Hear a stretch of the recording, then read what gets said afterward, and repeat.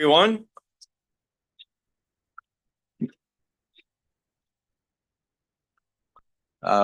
Beautiful stellar day in Muskoka today, so we will welcome everybody to the August 2024 edition of the Township of Muskoka Lakes Planning Committee meeting.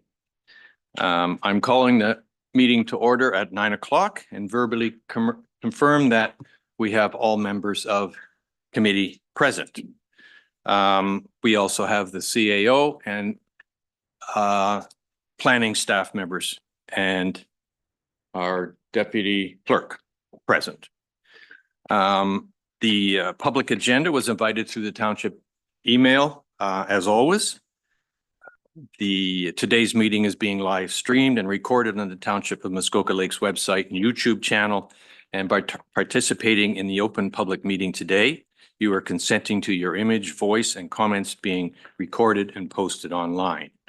We've had two additions to the supplementary agenda, or I guess technically three, but related to two cases, the GOLDHAR and the Orchard, and these are basically updated to some of the technical aspects of the application. I asked, do we have any pecuniary interest from any of the members of committee? Seeing none, then we will move to our first application, which is oh, I'm sorry. Yes, of course, we have a delegation, and that is, thank you for that. Ms. Denise Rundle, I believe, is going to come and speak to us. Good morning, Ms. Rundle. If you state with your name, address, and we will give you 5 minutes.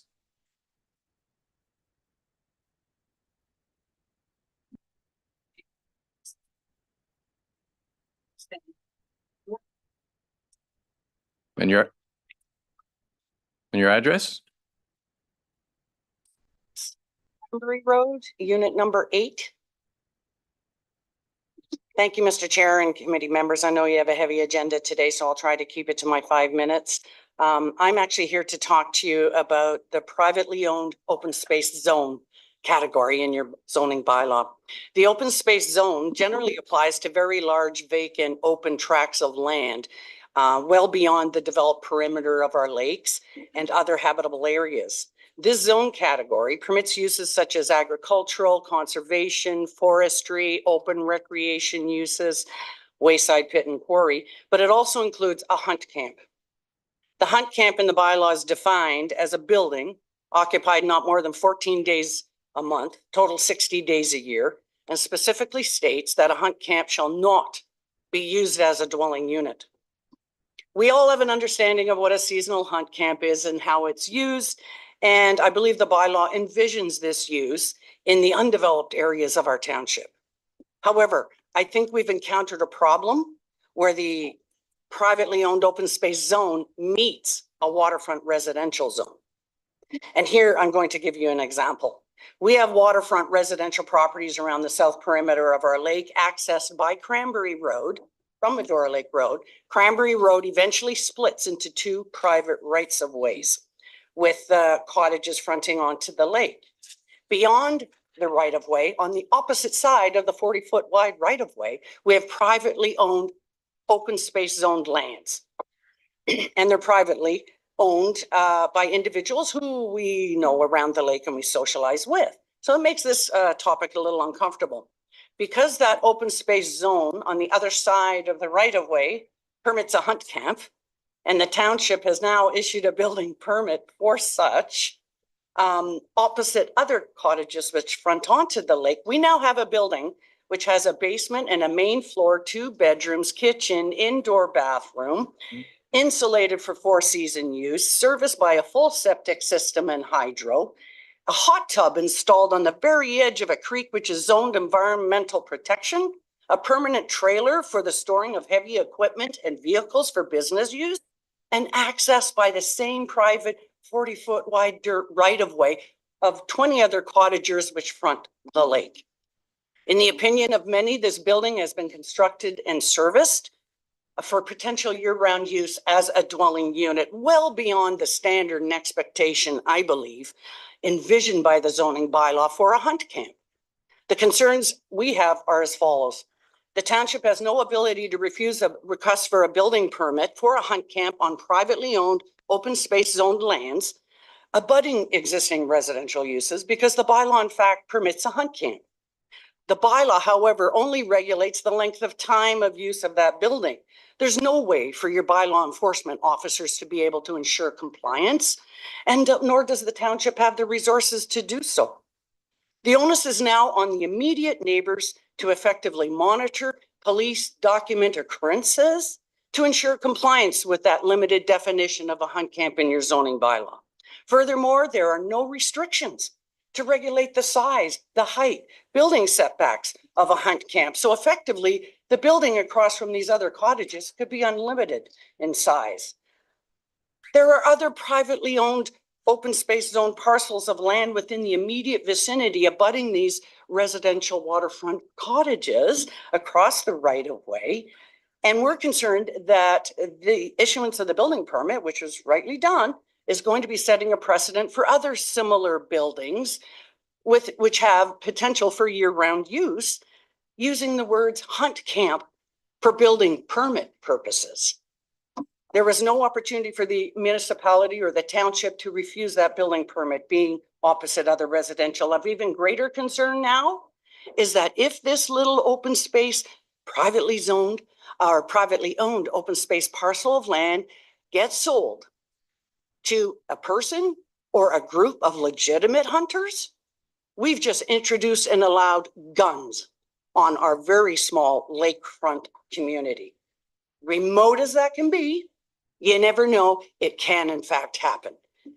It's zoned for a hunt camp. So anyways, we're now experiencing a higher degree of concern and uncertainty by our longstanding waterfront residents.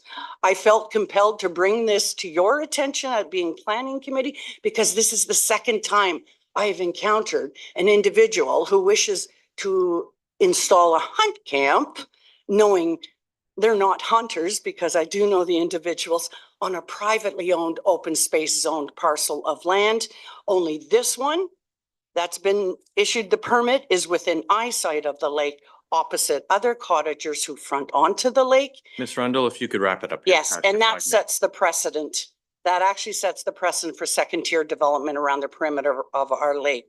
So in order to, given the potential for this land use conflict, I'm requesting planning committee recommend to council that they direct the planning department to report on the definition and restrictions regarding hunt camps permitted in privately owned open space zones and provide recommendations at least to introduce some zoning bylaw restrictions, which would regulate the size and location of hunt camps and at least provide a minimum distance separation from any adjacent lands which permit residential uses and any other restrictions deemed appropriate. We need to prevent this happening again around the perimeter of our lake and any other lakes in your township. I appreciate you very much giving me 5 or 6 minutes of your time and hope you give serious consideration to this land use matter.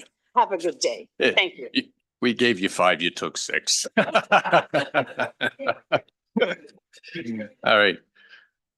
Committee. Do we have any questions of Ms. Rundle?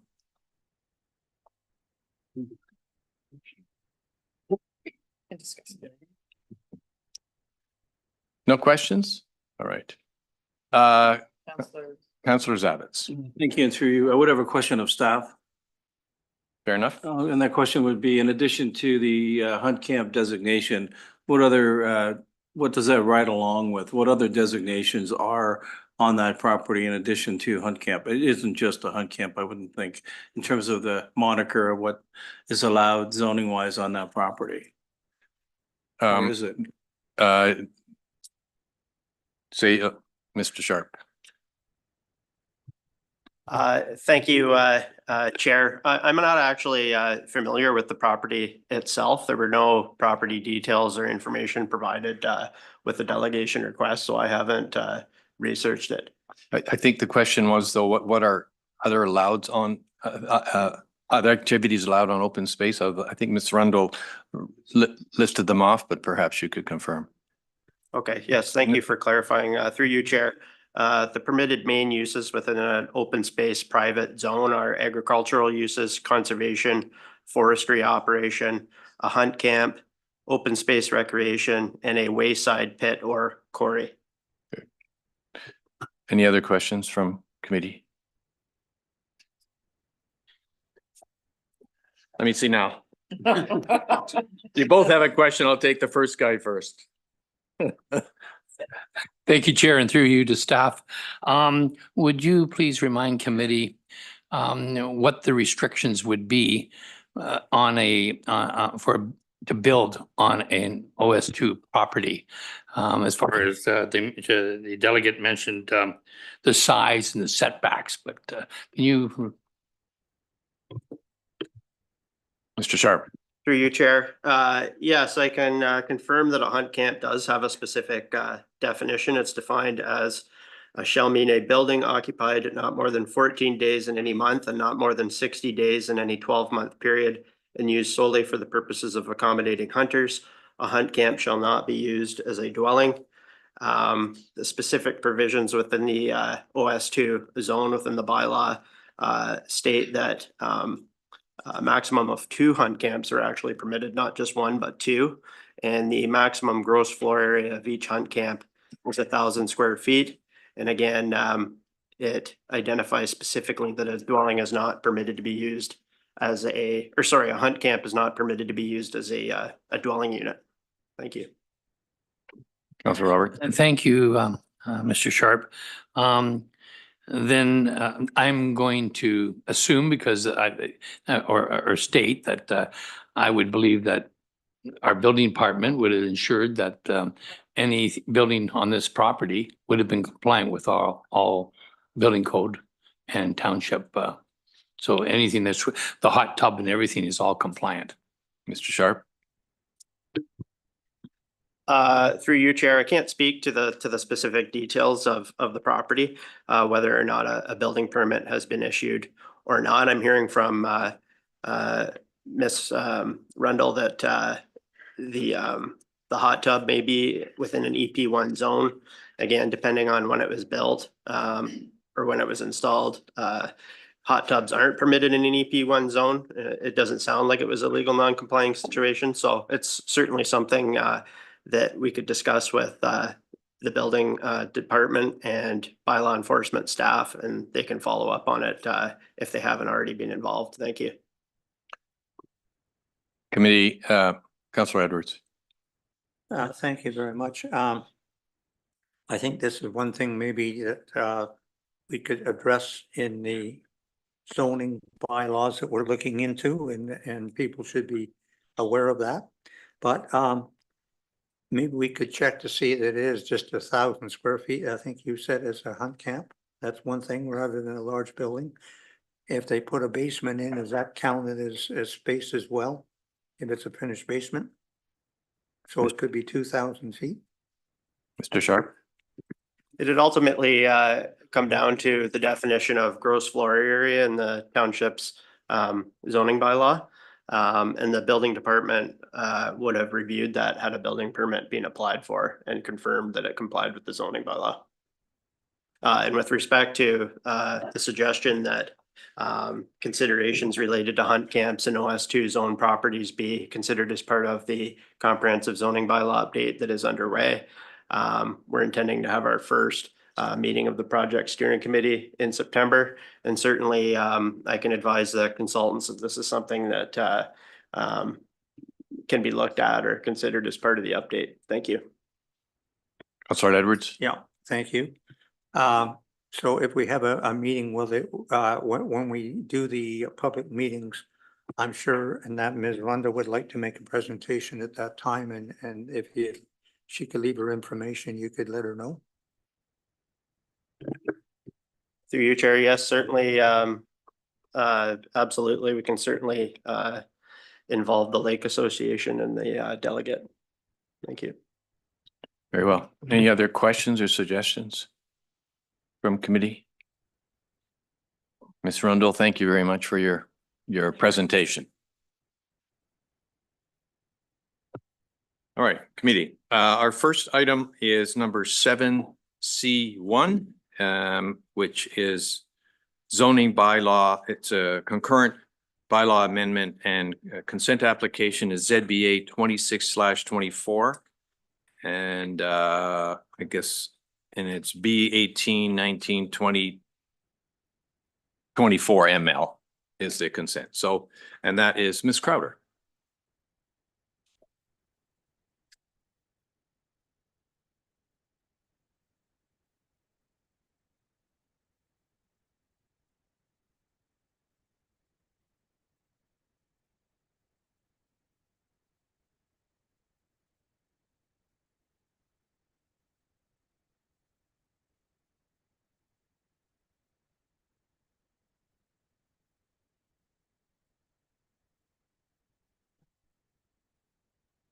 It's supposed to. I think it did, yeah. That's a new position. Doesn't appear to be though, doesn't it? Well, no, she's not going to. Mm. It's showing on us. I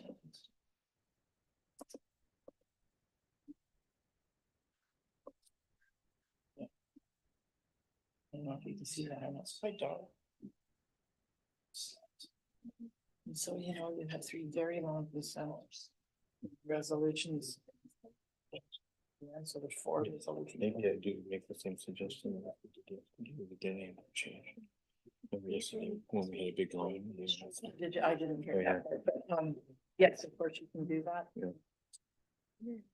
Oh, wait a minute, I gave you the wrong ones, that's what you need. I gave you the one for later. Share the screen. Share. Yes, that's certainly within the procedural bylaw. And provided there's no change and they have been published on the agenda, the sub-agenda. I've been holding.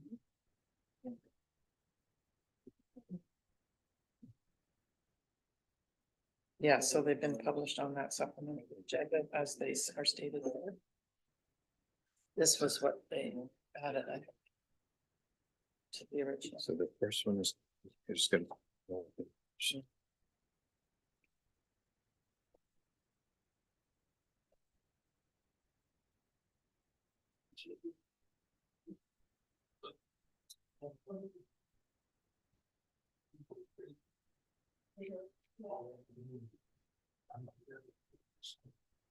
Technical problems.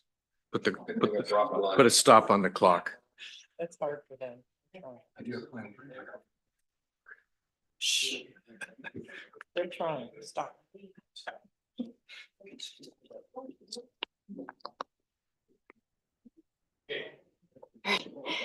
Thank you, Chair. Sorry about the technology difficulties. The first applications to be heard are concurrent consent applications B 18/19/2024 ML and zoning bylaw amendment application ZBA 26/24 in the names of 2159670 Ontario Limited and GOLDHAR. The subject lands do not have a municipally assigned address.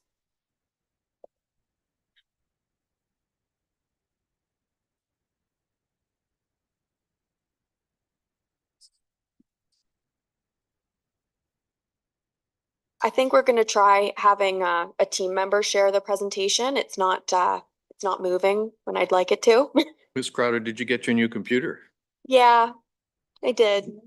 I did.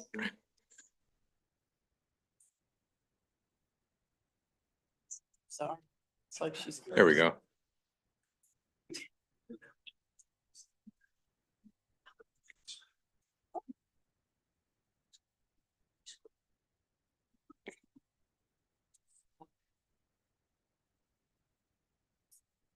Is that over there? Is he bought both or just one?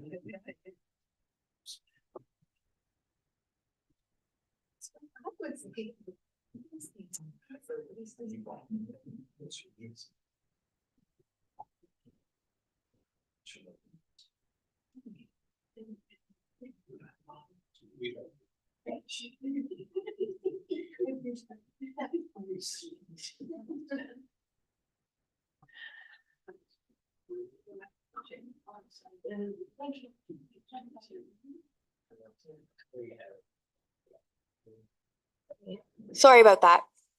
I would direct committee's attention to submitted consent and zoning sketches on pages 31 to 35 of the agenda package. The purpose of consent application B 1824 ML is to sever and add lands to an abutting lot to the southwest as shown on the screen. This application constitutes a change in common lot lines. No new lots are being created. Next slide, please. The purpose and effect of consent application B 1924 ML is to sever and add land to an abutting lot to the east as shown on the screen. This application constitutes a change in common lot lines. No new lots are being created. Next slide, please. The purpose and effect of consent application B 2024 ML is to create one new waterfront residential lot being 7.56 acres in size with 485 feet of frontage. Next slide, please. The resultant lot sketch is displayed on the screen, which illustrates the resultant lot configuration once the 3 consent applications are finalized. These consent applications also propose to grant legal rights of way over resultant lot A in favor of resultant lots B and C, and over resultant lot B in favor of resultant lot C. The rights of way are shown in yellow on the sketch displayed on the screen. Next slide, please. The purpose and effect of zoning bylaw amendment application ZBA 2624 is to rezone part of resultant lot A from waterfront residential backlot WR2 to waterfront residential no constraints WR1 and open space private OS2. Notice of this public meeting under the Planning Act was circulated 21 days in advance of this meeting, and 5 comments have been received to date. Comments were received from Nick Snyder, the township's chief building official, and Cassie Ems, planner at the District Municipality of Muskoka, both stating no objection to the application. Comments were received from Tim Sopko, manager of operational services, stating that resultant lots B and C will have frontage on a township road.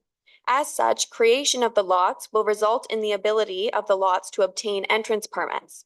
As such, staff prepared and published a revised report on the supplementary agenda, which includes such recommendation.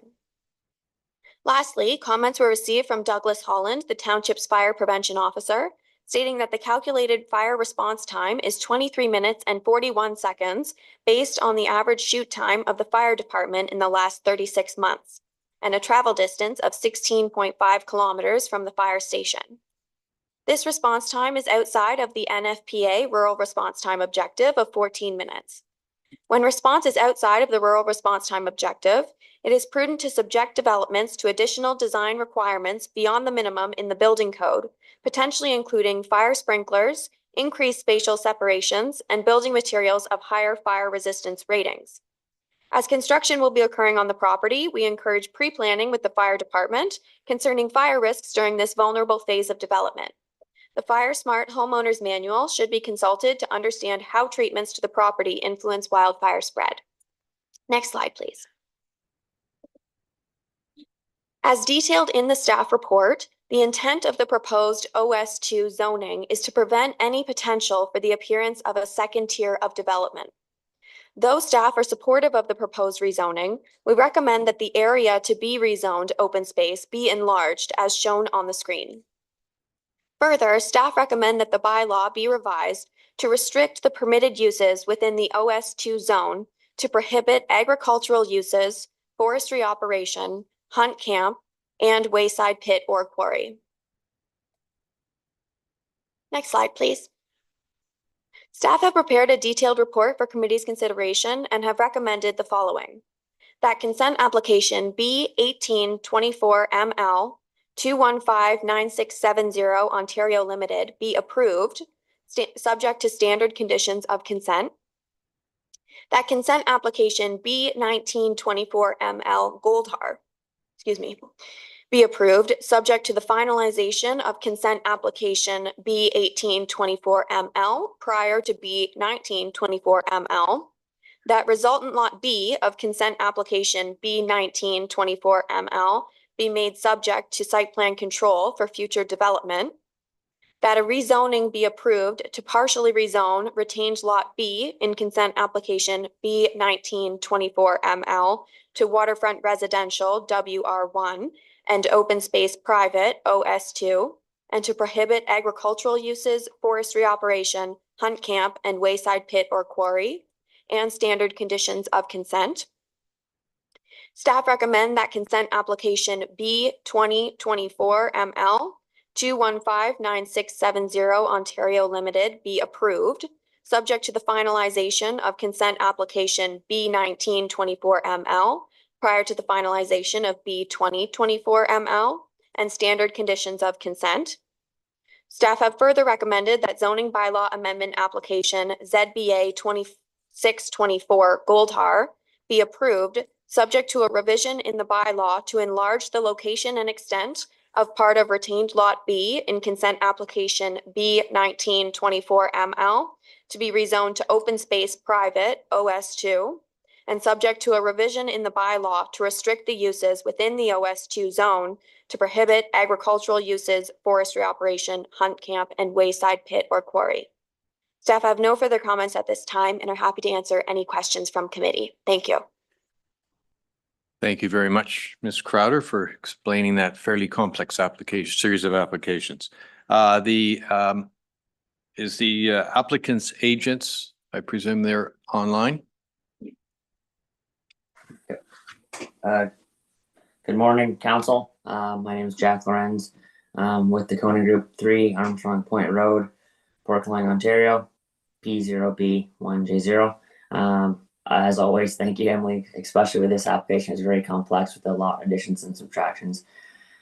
We agree with staff's recommendation. One thing is I don't know how much that extra OS2 zone will benefit because there's a right of way there, but if staff wants to have that as an open space, that can be changed if needed, if that's going to be the deciding factor for this. Ultimately, as far as restricting those zones, there was no intention to have forestry or anything like that in those areas, just to be sort of naturally vegetated and keep that buffer as much as possible, given the development to the like near the road. If staff has any questions, then feel free to direct them to me. But other than that, I don't have any other comments. Thank you. Thank you very much. Is there anybody else wishing to speak in favor? Please come up. Oh, very well. So is there anybody in the waiting room for wishing to speak in favor? And so is there anybody wishing to speak in opposition in the waiting room? No. And so we have one person here would like to speak in opposition. Very well. Come on up and state your name and address, and you have 5 minutes to tell us your thoughts.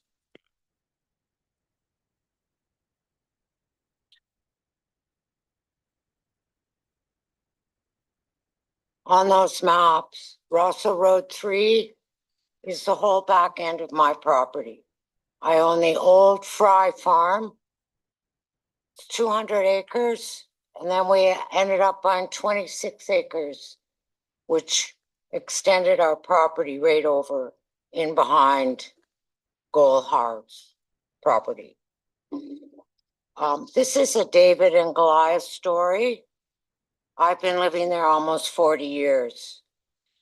The Russell River has been, years ago, was the most ecologically diverse area in the whole district of Muskoka.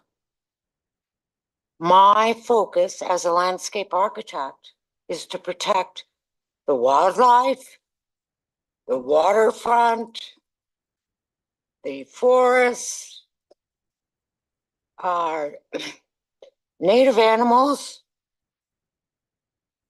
A number of years ago, the property beside GOLDHAR spent 2 summers, 6 months blasting rock to put in a helicopter pad. Originally, Mr. Nada was docking his helicopter on the dock. There were objections because every time he took off, the neighbor's furniture on their dock, ended up in the water. So he was permitted to put in a helicopter pad in behind the building. And I spent 2 summers listening to 6 months of blasting. It was not just a helicopter pad, it was also a tennis court. Now I am dealing with Mitch GOLDHAR. He's the owner of Smart Centers, you all know. I'm just astounded at what is being asked. Number one, I understood in our official plan that we do not permit buildings other than hunt camps on back lot properties. I phoned my counselor, ended up with an argument on her about this whole issue because what I was sent right on the back, I was trying to find so I could quote to her, consent. This is from the new Bill 185 that our wonderful conservative government has put in. This allows no one to speak up. I've got numerous articles. It just came through in June, Bill 185. I hope all our councillors are now aware of it. It was put in to expedite housing. What I'm being asked to do with Mitch GOLDHAR is to accept a hangar. I do know this is federal jurisdiction. I've gone through this before. Everybody at this council passes the buck to the federal government. You could be respectful, please. Let's not have passed judgment on either the council or the applicant, please. My other neighbor, 7:30 Sunday mornings, takes off with his helicopter. It's not just me. I understand that. Gets woken up 7:30 so he can go off for his golf game. This is a planning application. If we could stick to the planning, please. Yeah. Being asked to be accepted, let alone what I'm seeing with these maps. They're right-of-ways. It's like a whole new resort is being built on Mitchell GOLDHAR's property. If you could wrap it up, you got about 15 seconds left. Complete opposition to this. I don't believe that we should be building on back lots surrounding our beautiful lakes. This was brought in, as you know, many years ago, so that the Muskoka Lakes would not end up like Lake Simcoe. Thank you very much. Thank you. Do we? There is no one else, I believe, in opposition. Committee. Do we have any questions for staff, the applicant, or the delegate? Councilman Chakal. Thank you through to Bryce. I'm not having a full understanding of the increase from 5% to 10% lot coverage because of like the 21 acres that'll be left on one lot. Sorry, I'm late. Yeah, I because honestly, we've had other applications where they've still been stuck in the 5%. I'm going many years ago, but so I just needed more understanding of why this is going to be switched over. Mr. Sharp. Through you, Chair, I believe the lot that you're referencing would be resultant lot A, the largest lot, and that would be the lot with the hangar. The speaker was correct that the hangar itself does fall under federal regulation, and with respect to the hangar itself, the zoning bylaw does not apply. But with respect to lot coverage and the existing zoning and the proposed zoning, the existing zoning, the backlot portion is zoned WR2. which really I don't think is appropriate in this case because it's one congruent property from the shoreline to the road. Typically, when you see a waterfront residential WR2 backlot zone, the WR2 zoning is on the opposite side of a road from a single tier of building lots along the lake itself. So I think the rezoning of that portion to WR1 is appropriate in this case. Because the waterfront portion is zoned WR1.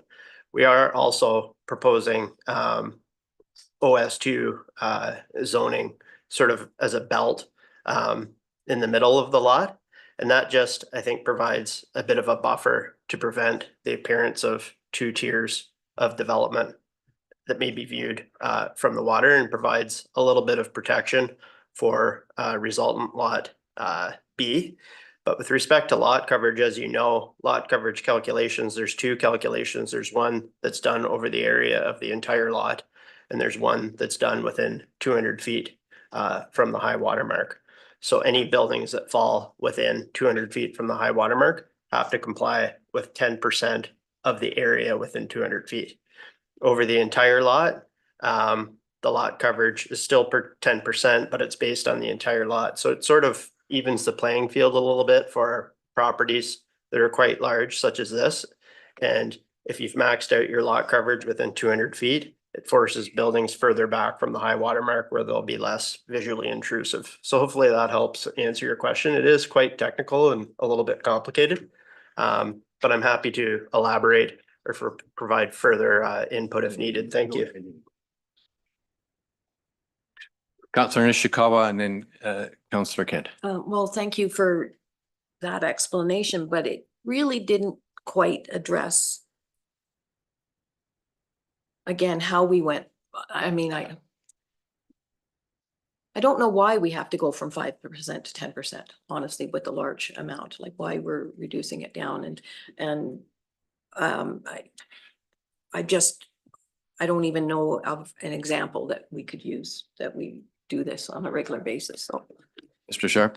Through you, Chair, I think Councillor Nishikawa, what you may be getting at is within the WR2 zone, the maximum permitted lot coverage is 5%.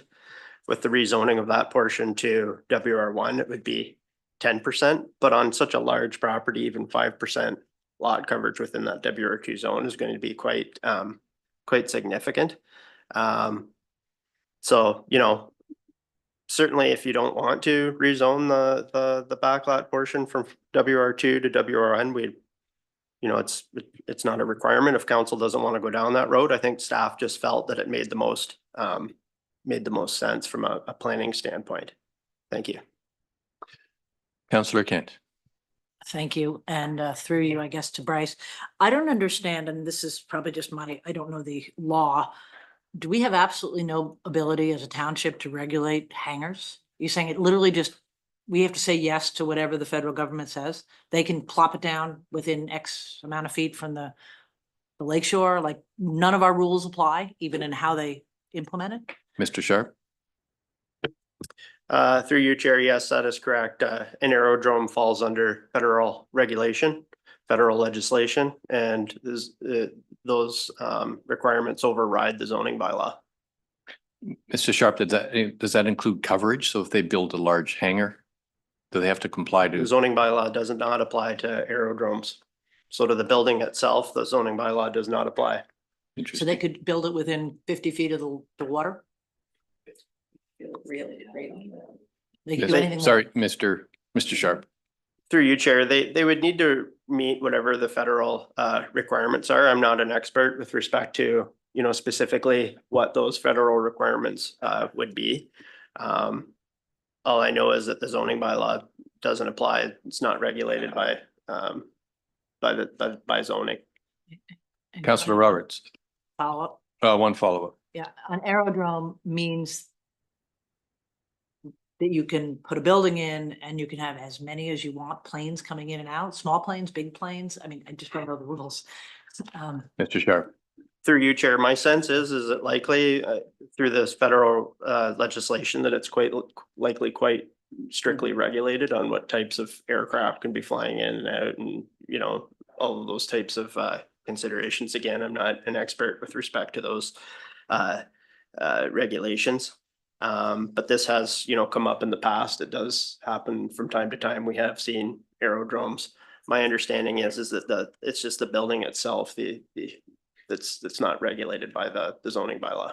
And this aerodrome is in the back part of this property at the moment?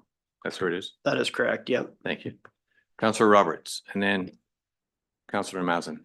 Very quickly through staff, Chair. Could you also explain the aerodrome as it applies to the waterfront on the water? Like the building of a. Mr. Sharp, any comments on that? Through you, Chair, I believe what you're getting at is an individual who may be accessing their property via float plane. And as we know, that does occur within the township, and there's a process that those individuals can go through to designate quote unquote their boathouse as an aerodrome. It wouldn't be a boathouse at that point. It would become an aerodrome if they did designate it through that process as such. And again, that's regulated by the federal government. Thank you. Councillor Mazin. Thank you, and through you, a question for Ms. Crowder. I believe the applicant's agent brought up something about a right-of-way in open space. I was trying to take note of that as he was speaking, but given the technical nature of this, I'm hoping you can provide some thoughts. Ms. Crowder. Thank you. Through you, Chair, Councillor Mazan. Yes, so I heard from the agent that they're sort of wondering about the extension of the OS2 zone that staff are recommending, given that a right-of-way is traversing through that area. Yes, the right-of-way is proposed to traverse through that area. However, the right-of-way is not going to be the full width and extent of that area. It's a somewhat significant area we're proposing be enlarged to OS2. So the idea being that no future buildings could be built beside the right-of-way in that additional space. So the right-of-ways are proposed to traverse through that area, but staff feel that for the purpose of ensuring that there is not the appearance of a second tier of development, enlarging that OS2 zone to cover that area is beneficial. Thank you. Committee, any further questions? Committee, I am going to suggest we have 3 very long consent resolutions and 1 relatively short zoning bylaw amendment. And as we did yesterday, I mean, I can read them. I'm happy to read them to you, but each of them are about a page long. There was revision to one of them, which was published. So all these resolutions have been published and you've had a chance to read them. If you'd like, I can read them. General census, read, yes? Oh, come on. All right. All right, so the first one.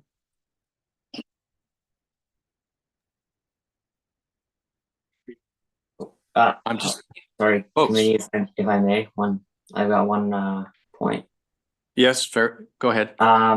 So given that location of the OS2, there may be, like, based on the plans, a proposed septic in that area. Just want to ensure that could be, that area can still be designated for that, or we adjust to ensure that there's enough room for that septic still. Thank you for raising that, Ms. Crowder. Through you, Chair. That's fine. The septic systems are permitted to be within an OS2 zone. A condition of the consents is that the septic inspector confirm the location is appropriate for a septic system, but the OS2 zone does not prohibit such feature. Thank you. Is that satisfactory? Yeah. Thank you for raising that. So you all jumped to the conclusion I was going to read it. I was just going to let you know which number it is. The first one is, it's the B18, which Ms. Crowder, if I've got that correct, is separating lot A from that long, thin lot that runs along the west side of the total property, northwest side. Correct? Through you, Chair. Consent B18 is the one that's you're separating the Right. northern portion of the property and adding it to the property that's developed. Very well. So that's what that one is. I'm opening that for discussion. Any discussion? We'll call the vote. All those in favor? Any opposed? That's carried. Gonna black pen. Use of red.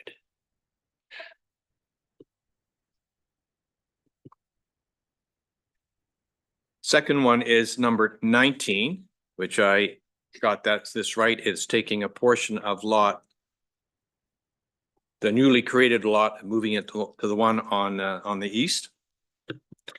Through you, Chair. Yes, you're taking a part of the property that was just created and adding it to the lots to the east. Very well. Committee, any discussion on this resolution as you have read it? I will call the vote then. All those in favor? Any opposed? That's carried. Thank you.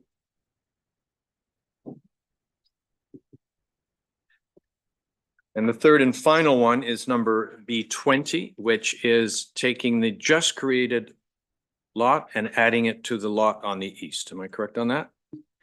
Through you, Chair. This is actually going to take the lot that you just created and severing it to create one new lot to the east. Yes. Okay, fair enough. Everybody's read the resolution. Any discussion? I call the vote. All those in favor? Any opposed? Thank you. Final one I will read because it's not that long and pretty standard. Moved by Councillor Burry, seconded by Councillor Abbots. Be it resolved that the Planning Committee recommended Township Council that zoning bylaw amendment application ZBA 26/24 GOLDHAR be approved, subject to a revision to the bylaw to enlarge the location and extent of part of retained lot B in consent application B 1924 ML to be rezoned to open space private, which is OS2, and subject to a revision in the bylaw to restrict the uses within the OS2 zone to prohibit agricultural uses, forestry operation, hunt camp, and wayside pit or quarry. Do we have any discussion on that resolution? Seeing none, all those in favor? All those opposed? Thank you very much.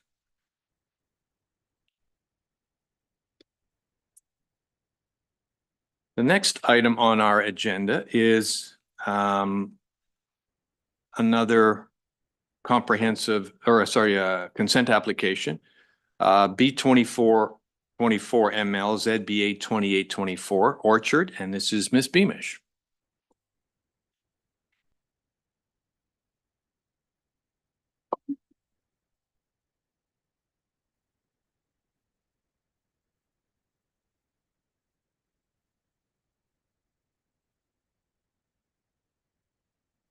Thank you, Chair Bosenwork.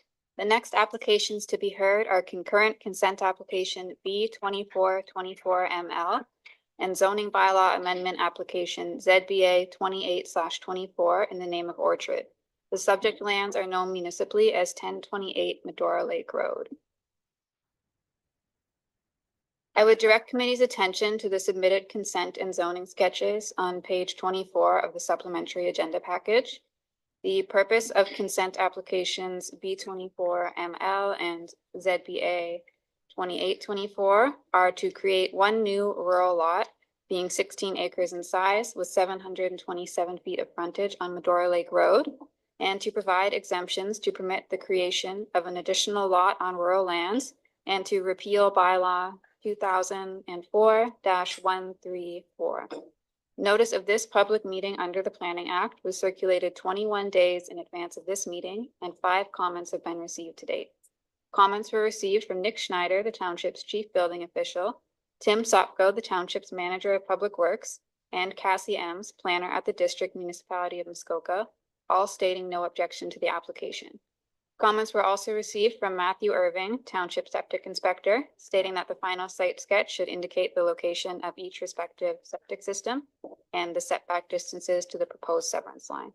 Comments were also received from Douglas Holland, the Township's Fire Prevention Officer, providing fire response times, recommending that pre-planning with the fire department concerning fire risks be done and recommending that the property owners review the Buyer Smart Homeowners Manual to understand how treatments to the property influence wildfires. Staff have prepared a detailed report for committee's consideration and have recommended that consent application B2424ML Orchard be approved, subject to the standard conditions of consent, and that a rezoning be approved to address rural lot creation requirements and to repeal the existing site-specific bylaw. Staff have further recommended that zoning bylaw amendment application ZBA 2824 Orchard be approved. Staff have no further comments at this time and are happy to answer any questions from the committee. Thank you very much, Mr. Beamish. Is it Mr. Lenny? Yes, hi, I am the applicant's agent, Adam Lenny, the permit guy, 35 Covered Bridge Trail, Bracebridge, P1L1Y1. Welcome. You have 5 minutes. Thank you. I don't need that much, but thank you. Through you, Chair, and thanks for hearing us today. Thank you, Zoe, for your detailed staff report. There's currently 2 different unit numbers on this property, and the homeowners just wish to recognize them as 2 different lots. We have no issues with the recommendations set out in the report, and I'm here if you have any questions. Thank you. Thank you very much. Do we have anybody in the waiting room wishing to speak either for or against this application? We don't. And anybody in the room? Very well. I open this to committee. Do we have any questions on this application?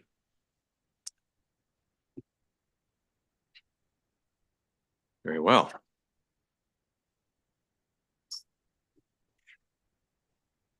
So I will read the first resolution, which is moved by Councillor Roberts, seconded by Councillor Edwards. Be it resolved, the Planning Committee recommended the Township Council that consent application B2424ML Orchard be approved, subject to the following conditions. That a satisfactory registrable description deed of the severed lot, together with any required rights of way or easements, be submitted to the Township along with a registered copy of the reference plans.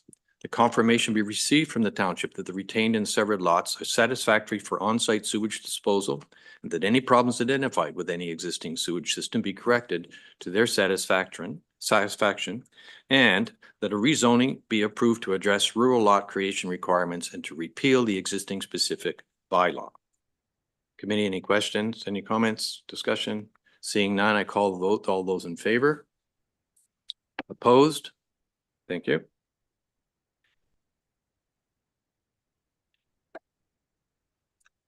The second related one is moved by Councillor Nishikawa, seconded by Councillor Mazin. Be it resolved, the Planning Committee recommended the Township Council the zoning bylaw amendment ZBA 2824 Orchard be approved. Discussions? All those in favor? Carried. Any opposed? Sorry. Thank you very much. Thank you. So our next item is a zoning bylaw amendment applications. Ms. Crowder is going to tell us about ZBA 2324 LINDROS.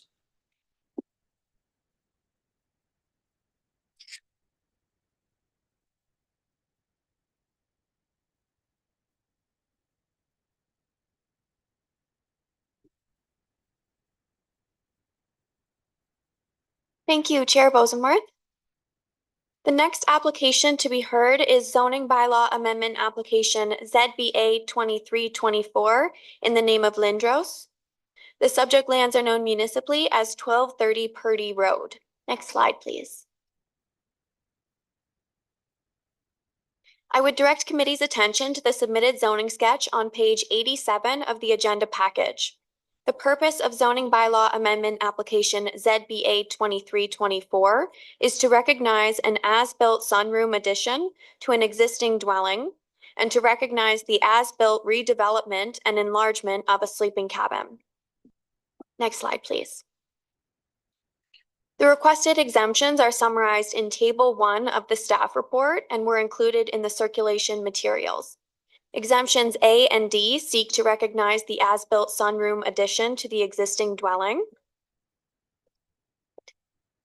And exemptions A, B, and C seek to recognize the reconstruction and enlargement of a sleeping cabin. Next slide, please. Notice of this public meeting under the Planning Act was circulated 20 days in advance of this meeting, and 8 comments have been received to date. Comments were received from Nick Snyder, the township's chief building official, Tim Sopko, the township's manager of operational services, and Cassie Ems, planner at the district municipality of Muskoka, all stating no objection to the application. Comments were received from Douglas Holland, the township's fire prevention officer, stating that the calculated fire response time is 16 minutes and 41 seconds based on the average shoot time of the fire department in the last 36 months and a travel distance of 5.4 kilometers from the fire station. This response time is outside of the NFPA rural response time objective of 14 minutes. When response is outside of the rural response time objective, it is prudent to subject developments to additional design requirements beyond the minimum in the building code, potentially including fire sprinklers, increased spatial separations, and building materials of higher fire resistance ratings. As construction will be occurring on the property, we encourage pre-planning with the fire department concerning fire risks during this vulnerable phase of development. The Fire Smart Homeowners Manual should be consulted to understand how treatments to the property influence wildfire spread. Letters of support were received from Ann Purdy, area property owner, Susan and Steve Davies, abutting property owners to the north, Patty Hull and Ross Schofield, area property owners, and Jeff O'Brien, area property owner. These letters express their support for the proposal, and I can read them in full at the request of committee. Next slide, please. Staff have prepared a detailed report for committee's consideration and have recommended that the application be approved. Staff have no further comments at this time and are happy to answer any questions from committee. Thank you. Thank you very much, Ms. Crowder. The applicant agent, can we bring them in, please? Oh, they're here. Good morning and welcome. You know the routine. If your name and address, and you have 5 minutes. Staff to pull up the slideshow. Good morning, Mr. Chair, committee, staff, and members of the public. My name is Cassie Sauer. I'm a planner at Marie Poirier Planning and Associates, 44 King William Street, Unit A, Huntsville, Ontario, P1H1G3. Along with Marie Poirier, I'm the acting agent for the owners of the subject property at 1230 Purdy Road. Do you go to the second slide, please? I'd like to thank staff for working with our firm on this project. We would like to provide our justification and rationale to the committee regarding the application. The 2.2 hectare property is designated waterfront area in the district and township official plans and zoned waterfront residential WR1-7 in the township zoning bylaw. The intention of the owner is to construct a 53.5 meter square sleeping cabin for additional accommodation space for their seasonal property. The proposed cabin will replace the previously existing cabin built in a similar location. Furthermore, this application is submitted to recognize a newly constructed sunroom addition, which is encroaching into the front yard setback. The purpose of the zoning bylaw amendment application is to seek relief from zoning bylaw 2014-14 to recognize an as-built sunroom addition to an existing dwelling and to recognize the as-built redevelopment and enlargement of a sleeping cabin. Through the township's review of the application, it was determined that because of the definitions set forth in the zoning bylaw, the annex and boathouse, as you can see in the site plan, are technically considered sleeping cabins, which brings the total proposed number of sleeping cabins to four, as has existed on the property for at least 25 years. In reality, the annex functions as a bedroom that is connected to the main dwelling by a breezeway. And in our professional opinion, the label of 3 or 4 cabins should not be the focus of this application, but rather is the habitable floor area appropriate for the property size. Limitation of permitted habitable buildings is intended to limit the intensity of use. Staff are of the opinion that the existing / proposed development will result in a lesser intensity of use. And as outlined in the official plan, exceptions can be granted for large properties such as the subject land. On a waterfront residentially zoned property, the zoning bylaw permits a dwelling with a habitable floor area of up to 7,500 square feet and a sleeping cabin with a floor area of up to 650 square feet. As stated in the staff report, the proposed redevelopment of the property results in a habitable floor area of 4,166 square feet, less than could be permitted on the lot as of right. With these dimensions and a total area of 2.2 hectares, the lot has severance potential, which is important when evaluating intensity. Next slide, please. So the proposed sleeping cabin is replacing a cabin in the same location which existed for decades. No additional vegetation will be removed, no plumbing is proposed, and there's adequate buffer space for foliage such that no visual impact to neighboring properties will occur. Next slide. All structures, including the proposed sleeping cabin, are modest in height, exhibit appropriate architecture for Muskoka, and are well maintained. The owner has also made an excellent effort to ensure that there is robust vegetation throughout the property, and it continues to adhere to the historical integrity of the shoreline. Next slide, please. The sunroom was constructed as an extension of the existing main dwelling on a pre-existing patio extension to the dwelling. The floor has always, and the sunroom now does, encroach into the shoreline setback. The shoreline buffer is robust, and the addition was purposefully designed and located not to be visible from the water. Next slide. The property has existed in its current form with no visible damage to the shoreline or alteration to character, and is home to many native species of trees and shrubs, which also protect fish habitat and protect habitats within the riparian zone. The application will not result in any site alteration, further encroachment towards the shoreline, or vegetation removal. Next slide, please. The proposed application should be approved based on the following merits. Sorry, if you could wrap up fairly quickly. No problem. The intended use is for the sleeping cabin and addition to the existing dwelling, which is in character with the neighboring properties. I'll just skip ahead a bit.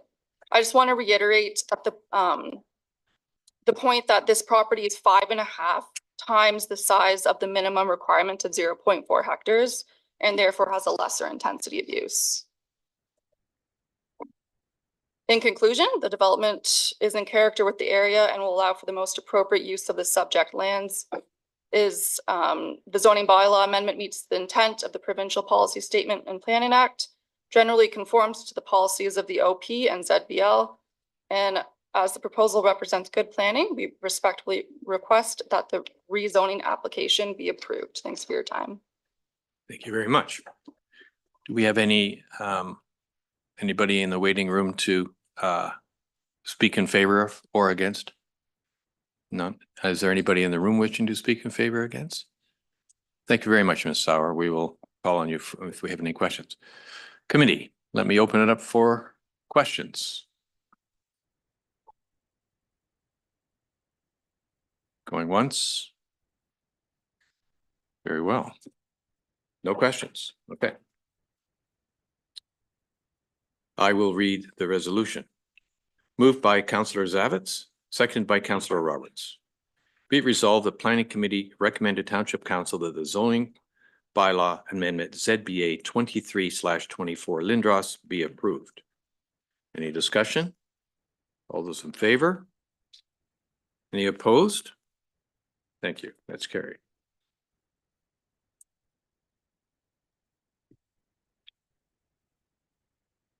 The next application is another zoning bylaw amendment, which is ZBA 24/24. And the planner is Ms. Beamish.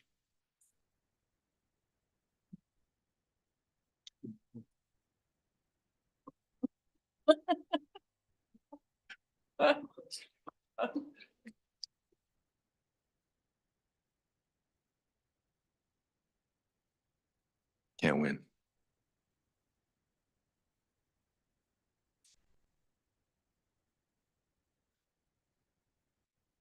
Thank you, Chair Bosworth. The next application to be heard is zoning bylaw amendment application ZBA 24/24 in the name of Lumbao.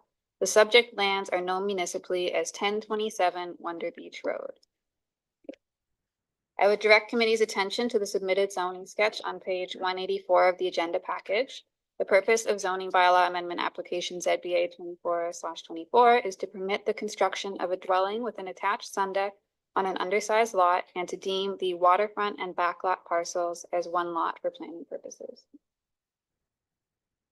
The requested exemptions are summarized in Table 1 of the staff report and were included in the circulation materials. Exemption A seeks to deem the waterfront and backlot parcels as one for planning purposes.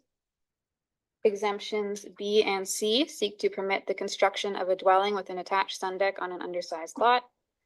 And exemption D seeks a lot coverage of 8.4% on the waterfront parcel within 200 feet of the high water mark.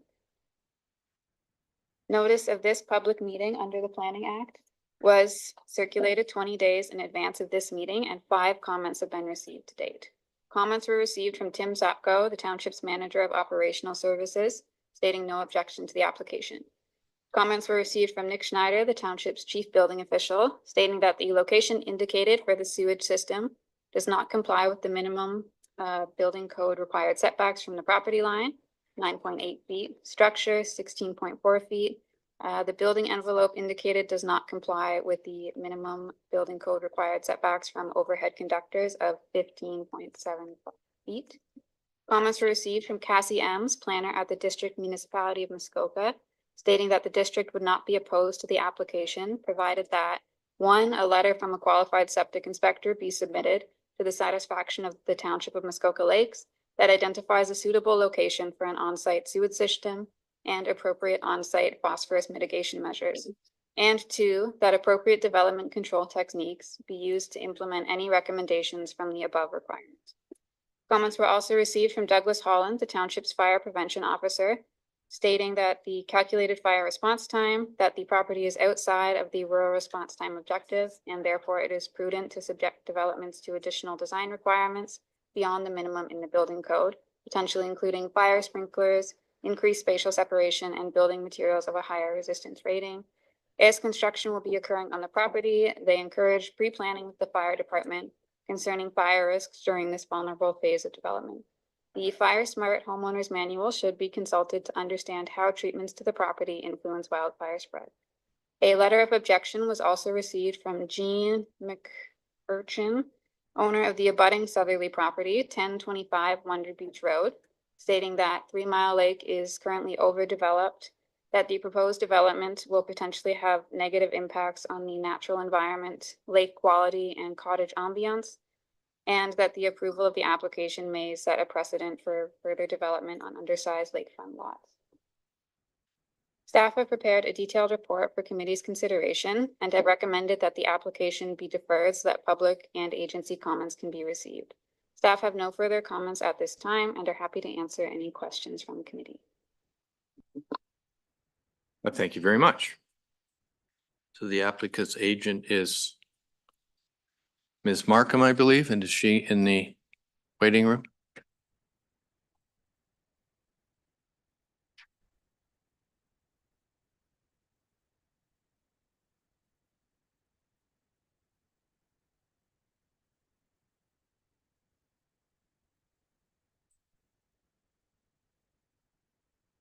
Morning, Ms. Markham, welcome. And if you can start with your name and address, and you have 5 minutes. Perfect. Thank you. Good morning, Chair and Committee. My name is Melissa Markham Planning and Associates, 1025 Rebecca Lane, Huntsville, Ontario, P1H2J6. I'm here today on behalf of the owner of the subject lands, 1027 Wonder Beach Road.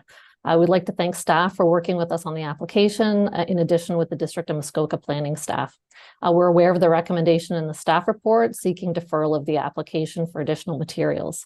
So the purpose of the zoning amendment application is to permit the development of an undersized lot and to deem the waterfront lot and backlot parcels as one lot for planning purposes.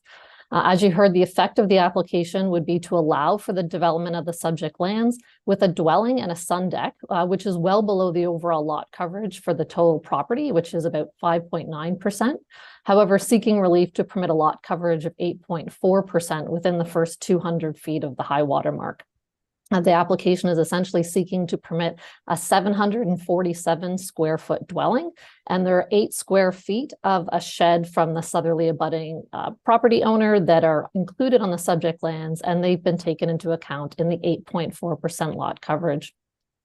Subject lands are located on 3 Mile Lake and are designated waterfront area, the township official plan, and they're zoned WR4 for the front and WR2 for the backlot portion. No constraints have been identified on the subject lands, and the proposed development will comply with all required setbacks for development on the lake. As I mentioned, only proposing a dwelling and a sun deck. Relief is required to permit the development having a frontage of 15.3 meters and a lot area of 0.2 acres. The shore road allowance has not been purchased by the owner. Development of the property will be subject to site plan approval, which would include the 2 parcels are not sold individually, and also to appropriately site the development on the lands. As identified in the staff report, there are no plans at this time to develop the backlot portion of the property, and there's no development within the shoreline. Subject lands are currently vacant, where the surrounding lands are all developed with dwellings and accessory buildings. There's approximately 15 properties with access along Wonder Beach Road, and almost all are located on the lake side of the road. The 2 properties to the south are very similar to the subject lands in terms of lot frontage and area, and the backlot parcel across Wonder Beach Road. In both of these instances, they've been developed with accessory structures. So the development of the lot is in keeping with the development of the area, and where the official plan requires a setback for a dwelling on this lake of 30 meters, the majority of the existing development has been constructed at 20 meters on this road, which is the zoning bylaw requirement for a WR4 zone.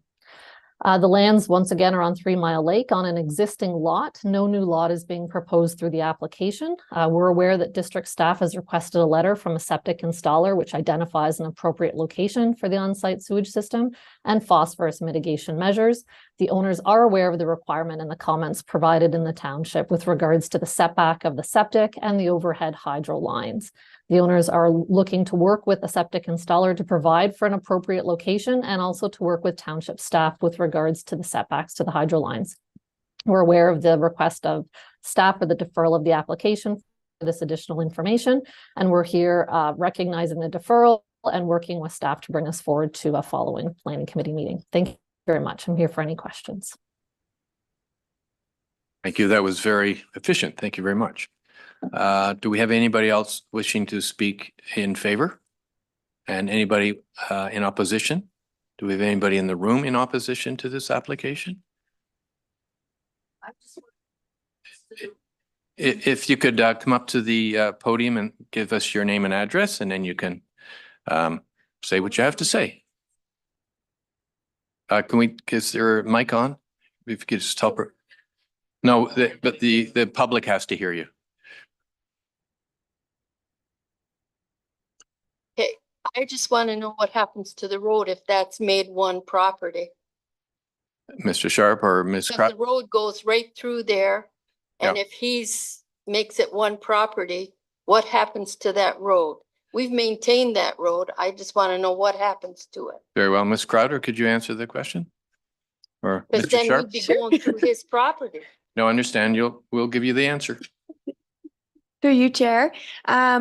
Yes, so as I understand it, the application would seek to deem the 2 as one for planning purposes. So the road would not be impacted. The road would continue to be located where it is. It would just be that the front lot, which is abutting the water, and the back lot would be deemed as one for planning purposes only. So it wouldn't impact the location of the roadway in any way, or its maintenance. Mr. Sharp? Thank you, through you, Chair, and thank you, Ms. Crowder. Put simply, the ownership of the road isn't intended to change. The ownership of the road will remain with the township. And as Ms. Crowder had indicated, the application is to deem the 2 lots as one for planning purposes. But they It can't doesn't build on impact the the other road. side of the road, right? Mr. Sharp? They can build on. Sorry, through you, Chair. No, they couldn't build on the other side of the road. They're not proposing to build anything on the other side of the road at this time. The application would be to deem the lot a building lot.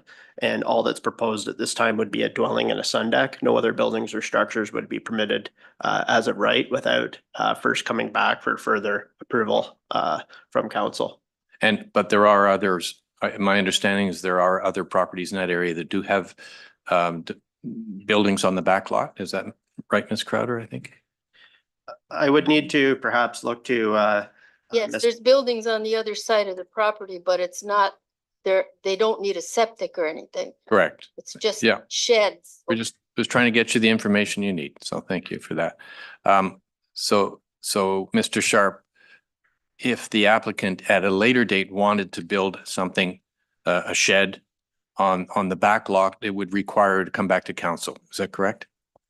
That is correct. All the bylaw would permit would be the dwelling and the sun deck. Any further buildings or structures wouldn't be permitted as of right. Right. Thank you very much. Okay, does that help you? Yes. Thank you very much. Great. Is anybody else wishing to speak in opposition to this application? Seeing none. Oh, yes, we do. All right. Okay. Your name and address? Summer Cottage here. Can you give us your address? Okay, I was wondering if this bill, if this passes, this planning passes, does this make precedence over everybody else building on a small lot in that area? So if somebody's got a small lot or wants to sever and make a small lot, that puts more cottages on the lake, and the lake is a small lake as it is. You know, that's, Okay. we're having trouble with the lake now with algae bloom and everything as it is. Put more cottages, put another strain on another ecosystem, eh? Okay, thank you. Mr. Sharp, Ms. Crowder, which one of you will take that? Mr. Sharp. Through you, Chair, there certainly have been applications like this that have been approved in the past. I don't think that council's approval of the application would set a precedent. There are considerations related to 3 Mile Lake that would necessitate an increased setback from the water, in this case 100 feet, and there are also enhanced protection policies related to 3 Mile Lake with respect to you know, that, for example, the use of specific soils within the septic system to bind phosphorus. So there's details that would need to be worked out with respect to that. Part of the reason that we've recommended the deferral is just because the septic system that's indicated on the site plan doesn't comply with Ontario Building Code requirements per comments from our building inspector. So staff have recommended a deferral in part for that, but we'll be returning you know, after we've had time to consider the application and the comments that have been made today. We'll be returning with a report with a more fulsome analysis of the application at that time. Thank you. And so with respect to the specific question on precedent setting, is there a yes, no answer to that, or is there an answer that has some subtleties to it?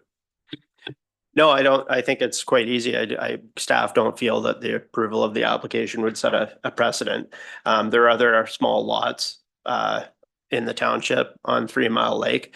Every property has its own history. Some of those small lots were developed prior to the zoning bylaw being in place, and such buildings and structures on those lots are considered to be legal non-complying. In other situations, there are, you know, vacant lots such as this one that can't be developed as of right, and the owners need to come forward with some type of planning application. In this case, a zoning bylaw amendment application has been submitted, and that allows staff to analyze the proposal against applicable planning policy, come forward with a report and a recommendation to planning committee and council for them to consider as part of their deliberations on the matter. Thank you. Does that answer your questions? Kind of. Thank you. Right, thank you. Is there anybody else wishing to speak? I think not. All right, let me turn it over to committee. Committee, do we have any questions on this? Councilor Nishikawa. Thank you. When I looked at this application, I considered other applications that we've looked at, and it's usually been a leftover piece of land from a different severance. And so I'm wondering if we actually understand where this lot, how this lot got developed. But more importantly, I also want to understand why we didn't hear from district on 3 Mile Lake. Because normally we would have got a report from district saying about the water quality on 3 Mile and whether, because I had thought, I'm to be corrected, I guess, but I had thought that there was a hard stop putting on lot development on 3 Mile Lake. Ms. Crowder.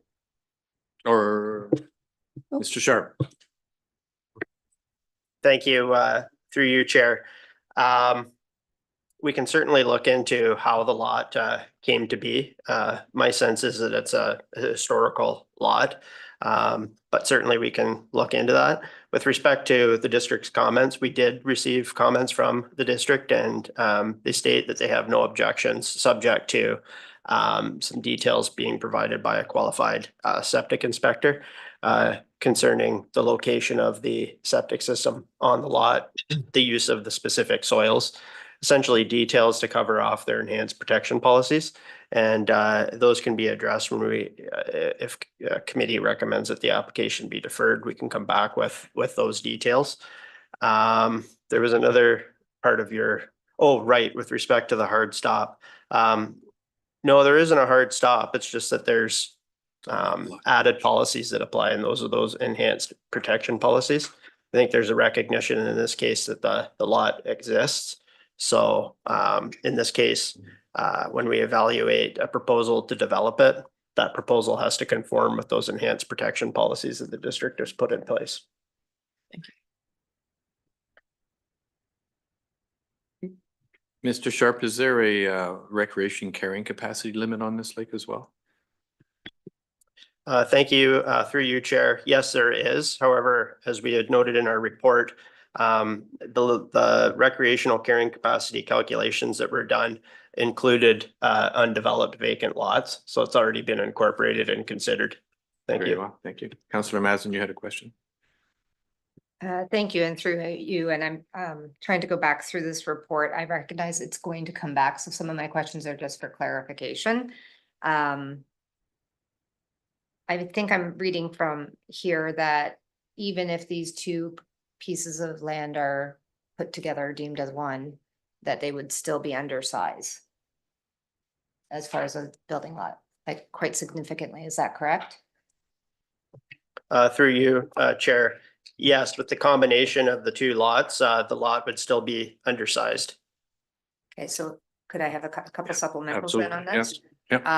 I also think I heard from the applicant agent that part of this would be to be within the 20-meter front yard setback, but is that the idea, or are we not to be at 30 meters setback at this point? Ms. Walker? Mr. Sharp? Sure. Through you, Chair, I would perhaps look to Ms. Markham to clarify the intention of whatever changes her client intends to make with respect to the application. Ms. Markham? Thank you, Chair. So in the presentation that I made, I did make reference to the WR4 zoning, which does allow for a 20-meter setback within this zone. However, the 3 Mile Lake policies of the official plan require the 30-meter setback. So everything on this property, the sun deck and the dwelling, are at the 30 meters. However, surrounding development has been constructed at the 20 meters. So just clarifying that existing development is at 20. This lot is proposed in conformity with the official plan at a 30-meter setback. Okay, thank you. Thank you. And then if I could, Yes, third another, one. yep. I did note in the report that, and I think it actually goes to where we were discussing the enhanced protections. There hasn't been a recommendation for an EIS yet. Committee could request that, an EIS study. And given the sensitivity of this lake, I'm just kind of confused by the, I guess this lake is particularly sensitive. And I think a lot of the things that we have talked about through the OP process was putting policies in place to protect. And I just would want to know that we were following that kind of guiding principle. So is that something that's within the realm of committee? Maybe not today, but the next time this comes back to us, a request for an EIS or? Mr. Sharp? Through you, Chair. I think staff didn't request an EIS as part of the deeming the application complete, but certainly if planning committee would like an ES, that can be done. We would note that, as we'd indicated in our report, that there's no dock proposed as part of this proposal. The shoreline fronting the property hasn't been assessed for fish habitat. So, you know, typically if there was a shoreline structure permitted in an area that hasn't been assessed, we would consider it as type 1 and require an EIS. In this case, I think what we'd be looking for is some details with respect to what the district has requested concerning their enhanced protection policies when the matter returns. But certainly if committee would like to see an EIS, we can certainly have that done. Thank you. Any other? Councillor Edwards, then Councillor Burry. Yes, did staff check the floodplain mapping? Like, I know that's a low wet area, and I did get one letter saying that there's sometimes water in the area. That's one thing. As far as, and I think there was something said about the overhead wires in the way of the building as well. And maybe environmental study would be appropriate for this property. It's very, very small. And that lake, I believe even now has an algae bloom from what I can gather. So, you know, I do have some concerns with it. The septic, again, I don't think they can meet the setbacks and that, but if our office checked it out, I would be satisfied with that. If septic system could be in there, it may have to be built up by the looks of it because it's all moss and quite wet. Ms. Walker, if you can comment on that. Through you, Chair. I think you mean me. Miss Crowder. Sorry. I can't believe I did that. No, it's okay. You know I what? swear it's She's this year. missed. Yeah. Watch it. Through you. So Zoe has pulled up the floodplain mapping, and the floodplain shows as not going over the open shore road allowance. So where the development is proposed is outside of the floodplain as far as we can see on the mapping. And there was just another point about the EIS. The frontage of this property is about 50 feet. And as we understand it, there's no existing shoreline structures. In order for them to put in any kind of dock or anything, they would need to come forward to committee. Just because of that limited frontage, they won't be able to meet side yard setbacks to put in any kind of dock. So I just wanted to point out that if shoreline structures were proposed in future, they would need to come before a committee at requesting a variance of some sort. And then this second point I just wanted to make was that there was some questions about the hard stops on 3 Mile Lake, and there's a section in our official plan that says until a causation study is completed that no further lot creation be permitted. This lot does exist today and is zoned for development, though it is undersized, which is why you're seeing it. But I did think that we would just point out for the members of the public that came today that a lot of this size would not meet today's zoning standards. So, you know, applications would need to be made for lots to be created of this size, and it's not, it falls sort of well below what our zoning standards are today. So. Councillor Kent. Thank you, and through you to. Oh, I'm sorry. Councillor Burry first. He had his hand up first. Thank you. And through you, I want to ask Mr. Sharp about using the back lot for planning purposes, and that I want to be assured that this is not going to set a precedent. I know dozens of properties on the big lakes where it's a smaller piece of property on the lake front and folks own the back lot. And if we ever set a precedent for that, we're going to see massive buildings on the big three, potentially, because they're able to use the back lot for coverage. Mr. Sharp. Through you, Chair. Yes, I can certainly advise you that there have been multiple applications. In my experience, I've dealt with them directly over the years, proposing to do just what the applicant is proposing to do in this particular case. It does force a zoning bylaw amendment application in order to do that, and it does allow staff a level of oversight to ensure that whatever is being proposed is appropriate for the lot and is in character with the area. In this case, there are a number of small lots along Wonder Beach Road, and there are a number of lots that are separated by the road.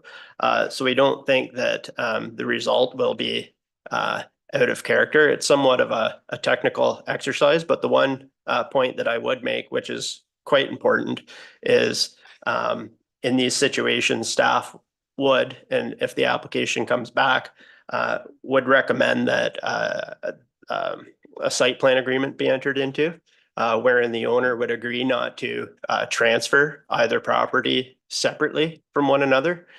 And that just allows, again, a little check and balance in there to make sure that that wouldn't happen, recognizing that council would be granting development rights on the basis of the two lots being considered as one for planning purposes. Can I answer your questions, Councillor Kent? Thank you, and through you. I may be confused, so let's take my question and we're focusing on the front lot and the back lot and that issue, but I don't understand why we'd even be considering building on a 50-foot lot when the rules say 100 feet. Like, why are we spending so much time on that? It seems to me that it's a too small lot. It's undersized and in terms of square footage, it's undersized in terms of lakefront. It's a 50-foot lot. And it's on an environmentally sensitive lake. So I don't understand why we're spending so much time on that question, which seems to me to be quite obvious, as the bylaw says 100, this is 50 feet. This is not 97 versus 100. It's a 50% differential. So I just wanted some clarity on that. Mr. Sharp. I appreciate that. The zoning bylaw is black and white. However, as we've noted in the past, applicants, owners of land have the ability to apply to permit something that otherwise isn't permitted through the zoning bylaw. And that's just exactly what has occurred here. And once that application is submitted, it forces staff to look at the official plan policies, review them against the proposal, and make a recommendation to council. In this case, I think despite the deficient frontage in the deficient area, there is, an element of merit to the proposal. The dwelling itself has a footprint of 755 square feet. It is 2 stories, but it's 755 square feet, which is just slightly larger than what we would otherwise permit in a waterfront residentially zoned for a sleeping cabin. It complies with all of the other required zoning bylaw requirements in terms of setbacks, lot coverage. It's set back more than 100 feet from the road. I think staff, in making a recommendation, we're just a little cautious and a little cognizant, given our experience on 3 Mile Lake as well as other lakes with proposals such as this that are deeming an applicant or deeming a lot or permitting an undersized lot to be developed. Rather, we just wanted to hear from the neighborhood, hear from the community, and analyze those submissions before making a recommendation to planning committee. So I hopefully that answers your question. While I am speaking, I just wanted to touch on one comment that Councillor Edwards had made with respect to the setback from the overhead conductors, the overhead hydro lines. Yes, that has been confirmed. The dwelling is too close. So when the application returns, that is something that will have to be addressed by Ms. Markham and her client.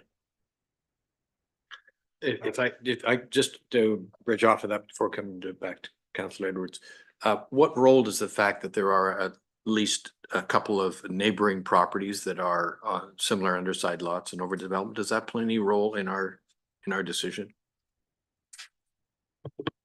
I think we looked at area lots, and there are other lots on the road that are developed with a dwelling and accessory buildings and structures that are similarly sized. So I think staff looked at that and I think gained the understanding that if planning committee recommends that this application be approved for the development of a dwelling, that dwelling wouldn't be out of character with the area. There's other small lots that are developed as well. And of course, we have to take a whole scale approach when we're looking at this. We have to review it against the entire official plan. Thank you. Was it Councillor Edwards? Yes, and that's just a thought. If we let them build a house on that lot, they're gonna want a dock. And that, so why don't we take an application and say, if you're doing this, you're gonna want a dock, do the environmental study. Because maybe there's some constraints that they couldn't build a dock and that, so I think, and that it's another application, they should be coming in with a whole picture at this time. It's just a thought, but maybe Mr. Sharp can answer that. Mr. Sharp. Through you, Chair. Yes, I agree. I believe I spoke with Miss Markham. You know, on a waterfront residentially zoned property, I would expect that an owner at some point would want a dock. And in my experience, you know, staff and council prefer to have the whole picture, to everything to be submitted at once. So that's, you know, Miss Markham is here. She's hearing what you're saying, and you know, she can consider whether she wants to include a proposal for a dock and the environmental impact study to support it. Thank you. Ms. Markham, do you have any comments on the subject of dock? Yes, thank you, Chair. So through you to the committee members, there is no request at this point for a dock. The owner of the property is not looking at putting a dock in on the property. I'm not sure I saw any docks when I was on the property looking at any of the adjacent properties. So there is no intent, but I have heard, you know, what the comments of committee are today. But I do know that the owner is, even when that was brought up, they do not want to include a dock. That is not something that they're looking at for the development on the property. Thank you. Councillor Nishikawa. Oh, sorry. Thank you. Through you, and I'm just going to go to you, I guess. I believe as Councillor Edwards brought up the fact about the floodplain. Yes. And as I zero in on this particular one, and I'm actually looking at a dock, quite frankly, next door, or a couple of properties over, but I am very concerned about that flood area and wondered again, if that could be information that is asked for, because I just don't see this ever being a solution on this property, and I just wanted to get more information before going forward. Staff, have you got that as input for, as a consideration comes back? Yes, we do. We can, we're happy to screen share the mapping if you'd like to see it now, but certainly if not, we can bring it back. Thank you. Councillor Nishikawa. Sorry, and as my bigger request is, I don't see, even with the information that's being requested, I'm very concerned that we would approve this application, and wondering if there's a question to ask of committee. Are you willing to move this forward today, or do you want to defer it? And so my concern is how much more staff time we're going to put into this, I guess. Well, I think staff have recommended a deferral, so I think my guess is this committee might be a little reluctant to make a decision without staff's recommendation committee. Any sense on that? Councillor Edwards? I just had a thought. Could we ask the two people that spoke against it, have there ever been water over that road? Yes. That's what I thought, because Every spring we're flooded. Excuse me, sorry, it's a public meeting, so when you come, you'll have to come up to the podium and speak. Here in April, and it floods right across up the road. Is like a river, and the back part is flooded, and so is the front. The septics are above it, and some of the back area, but the rest of the place is flooded. Thank you very much. And every year. Councillor Edwards? Thank you very much. That's what I thought. It's been years since I've been down that road, but the last time I was down, it was complaint and there was water over the road. Thank you. Thank you. Councillor Kent? Thank you. I am in agreement with Councilor Nishikawa that I just sort of question spending more time of the applicant and more time of staff on something that I wonder how many people in this room would approve. I don't know that there's any additional information that would change my mind at this point, but I just wanted to voice that opinion. We haven't read the resolution yet, so they. We could have a resolution.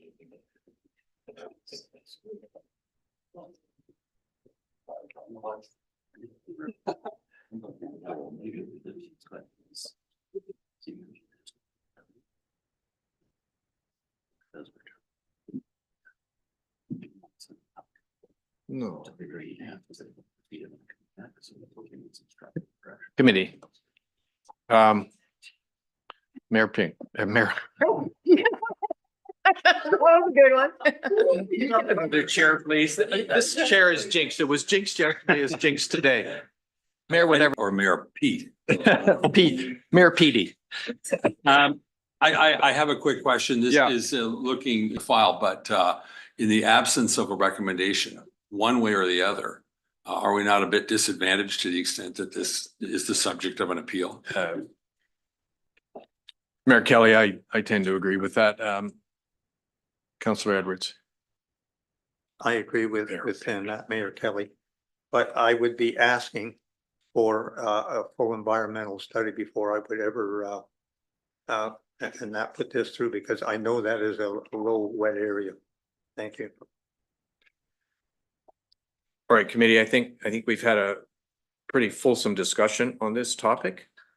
And I think I think we will take resolution and let me read it and see where we go from there. Moved by Councillor Nishikawa, seconded by Councillor Burry. Be it resolved that Planning Committee recommended Township Council that public and agency comments in regard to zoning bylaw amendment application ZBA 2424 be reviewed and that staff be directed to undertake a review and analysis of the submissions with a view to providing a recommendation to Planning Committee on the application. So do we have any discussion on that? All those in favor? Any opposed? That's carried. Thank you very much.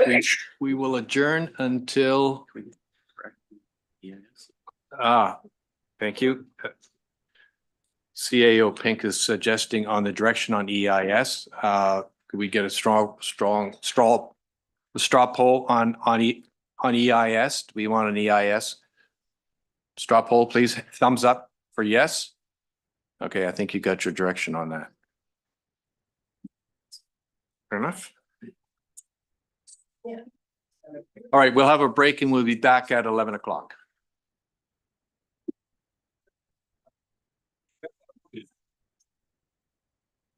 Yeah.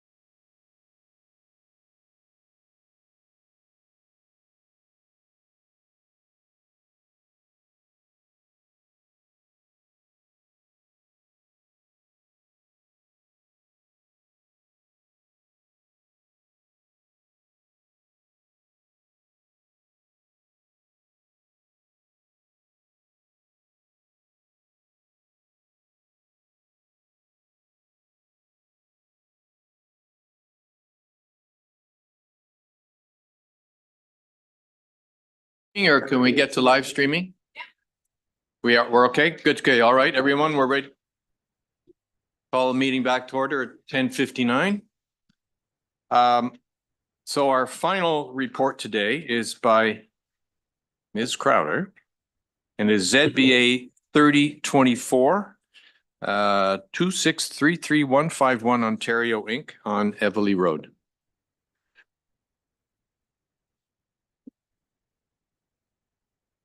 Thank you, Chair Bosemarth. The next application to be heard is zoning bylaw amendment application ZBA 3024 in the name of 2633151 Ontario Limited. The subject lands are known municipally as 1181 Evely Road. Next slide, please. I would direct committee's attention to the submitted zoning sketch on page 231 of the agenda package. The purpose of zoning bylaw amendment application ZBA 3024 is to recognize several as-built storage buildings and structures and to construct a new building for use as part of a contractor's yard. Next slide, please. The requested exemptions are summarized in Table 1 of the staff report and were included in the circulation materials. Exemption A seeks relief to recognize existing buildings and to construct a new building for use as part of a contractor's yard within 1,310 feet of the Medora lagoons. Next slide, please. And exemption B seeks to recognize the existing setbacks of several as-built buildings to side lot lines. The required side yard setback in the RUC6 zone is 100 feet. Next slide, please. Notice of this public meeting under the Planning Act was circulated 21 days in advance of this meeting, and 11 comments have been received to date. Comments were received from Tim Sopko, the Township's Manager of Operational Services, and Cassie Ems, Planner at the District Municipality of Muskoka, both stating no objection to the application. Comments were received from Nick Snyder, the Township's Chief Building Official, stating that buildings constructed without the benefit of a building permit in excess of 108 square feet will require the issuance of a building permit. Hoop frame roof structures supported by shipping containers will require a building permit. Comments were received from Douglas Holland, the Township's Fire Prevention Officer, stating that the calculated fire response time is 13 minutes and 26 seconds based on the average shoot time of the fire department in the last 36 months. As construction will be occurring on the property, we encourage pre-planning with the fire department concerning fire risks during this vulnerable phase of development. The Fire Smart Homeowners Manual should be consulted to understand how treatments to the property influence wildfire spread. 4 letters of support were received and circulated to the committee members in advance of this meeting. The letters received are from Marcia Gammon, 3 lots to the south of the subject property, Sean Donaldson, property owner, 2 lots to the south of the subject property, Jason Sift, a budding property owner to the south, and Ron Brent, previous property owner of the subject property. These letters express support for the proposal, stating that the development is pushed far back from the roadway so as to not be visible to most, and pointing out that these lots were created for the purpose of more intensive uses. Following the circulation of comments to committee, an additional letter of support was received from Jeff Jones, area property owner, expressing support for the proposal in its entirety. Following the circulation of comments to committee, a letter of objection was received from Kurt Clements. He is here today to share his thoughts. I am happy to read any of these letters in full at the request of committee. Next slide, please. Staff have prepared a detailed report for committee's consideration and have recommended that the application be approved. I have no further comments at this time and I'm happy to answer any questions from committee. Thank you. Thank you very much. Do we have anybody in the waiting room in support of this application, or the agent? Or the owner?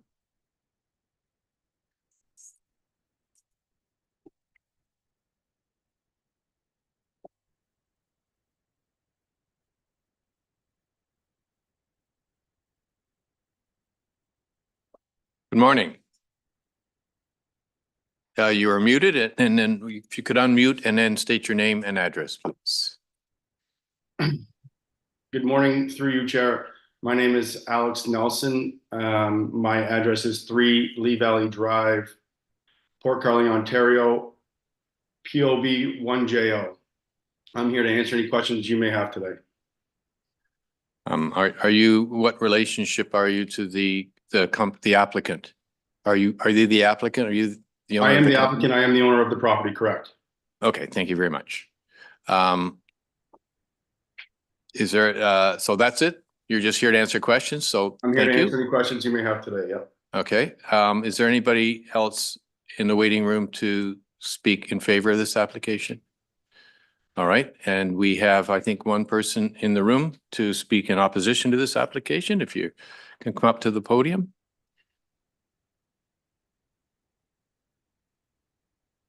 And have you got the routine, name, address in 5 minutes? My name's Kurt Clements, 1010 Aberdeen Street, Bala. I own 270-5274 Ontario Limited. I own 1179 Evely Road, which is the property directly adjacent to the subject property on the north side, and likely the one most affected by any changes you allowed to the side yard setbacks. I am here to state my opposition to any changes in the zoning or the side yard setbacks, as they will affect my property values and, more to the point, my enjoyment of my property.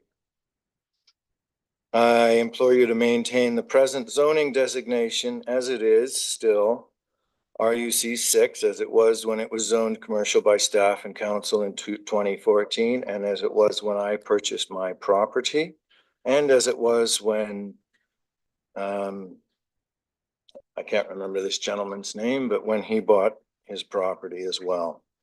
I dearly want the 100-foot side yard setbacks maintained for the full enjoyment of my property.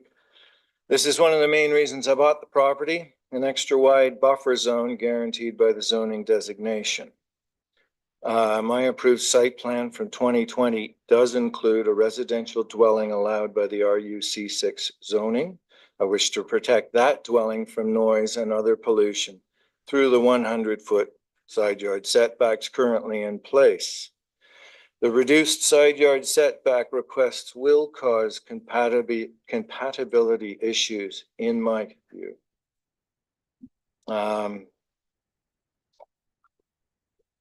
As for buildings not being visible from adjacent properties, which was suggested in the report from staff, it's a deciduous forest. The leaves fall in October and will be naked and exposed. So that's one point. As for retaining existing vegetation in the side yards of the property, it's hard to do in the areas where they have already removed all of the trees and vegetation and filled it with up to 6 feet of stone from property line to property line, as in their backlot cleared area. There's nothing left to retain. This brings me to the slow water area that did exist at the back of these two lots and the EP zone, which is in place at the back of the adjacent lot on the south side, the opposite side from where I am. The slow water area in the subject lot was much bigger than mine, than the one in my backyard. It had cedar and other evergreen trees. Mine flowed into his, and they both fed the EP zone on the abutting property to the south of his, and then into a tributary of the Lake Muskoka watershed. The lake is approximately 600 meters away from the EP area. There is no longer a slow water area on the subject property to feed the EP area. It's gone. The slow water area on my property is now stagnant water, unable to get past their landfill, and right now is a host to an algae bloom. The wetland area and the EP area are now under threat because of the development of the subject property. The proposed site plan submitted by the applicant shows 7 buildings already in place, none of which conform to the side yard setbacks and none of which had building permits. Building number 5 on the zoning sketch has a poured concrete floor approximately 100-foot square and only 12 feet from the EP area, 88 feet into the setback area. I asked you to maintain the RUC 6 zoning, the 100-foot side yard setbacks, and investigate the health of the EP area before coming to a judgment on this application. Thank you for the opportunity to address this, council. Thank you very much. Do we have anybody wishing to speak in opposition? Very well. Okay. Committee, I open it up to you for questions. Councillor Nishikawa. Thank you. I'm sorry, through you, I was trying to find my answer, but did we not deal with this property a few years ago in establishing these lots Ms. Crowder. with recommendations? Thank you. Yep. Ms. Crowder. Through you, Chair. These lots were created in, I believe, 2014. Does that sound? I believe it was about 2014, but I can confirm the exact date. Is when these lots were created through applications of this committee. Well, not this committee, but committee and council. Councillor Nishikawa. Thank you. I guess I'm more importantly, I'm interested in what recommendations committee put in place back then. And like, I don't want to go against a committee in the past when there was a reason why they did what they did. So that's what I was just trying to confirm what committee had put in place. Ms. Crowder, do you have any further comments on that? Through you, Chair, I can provide some comment. The location of these properties is within the rural industrial commercial designation of the township's recently approved official plan.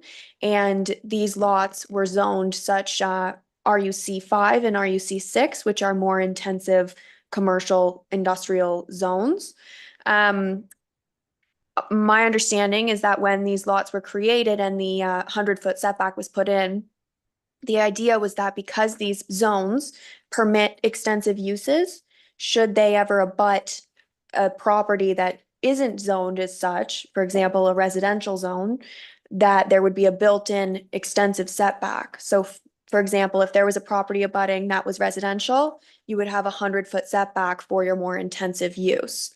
So that was the intention of that increased setback. It's the largest setback for a side yard that we have in the township. And my understanding is that was the intention, was that it wouldn't create compatibility issues with surrounding zones. This particular property is abutting properties that share that RUC 6 zoning.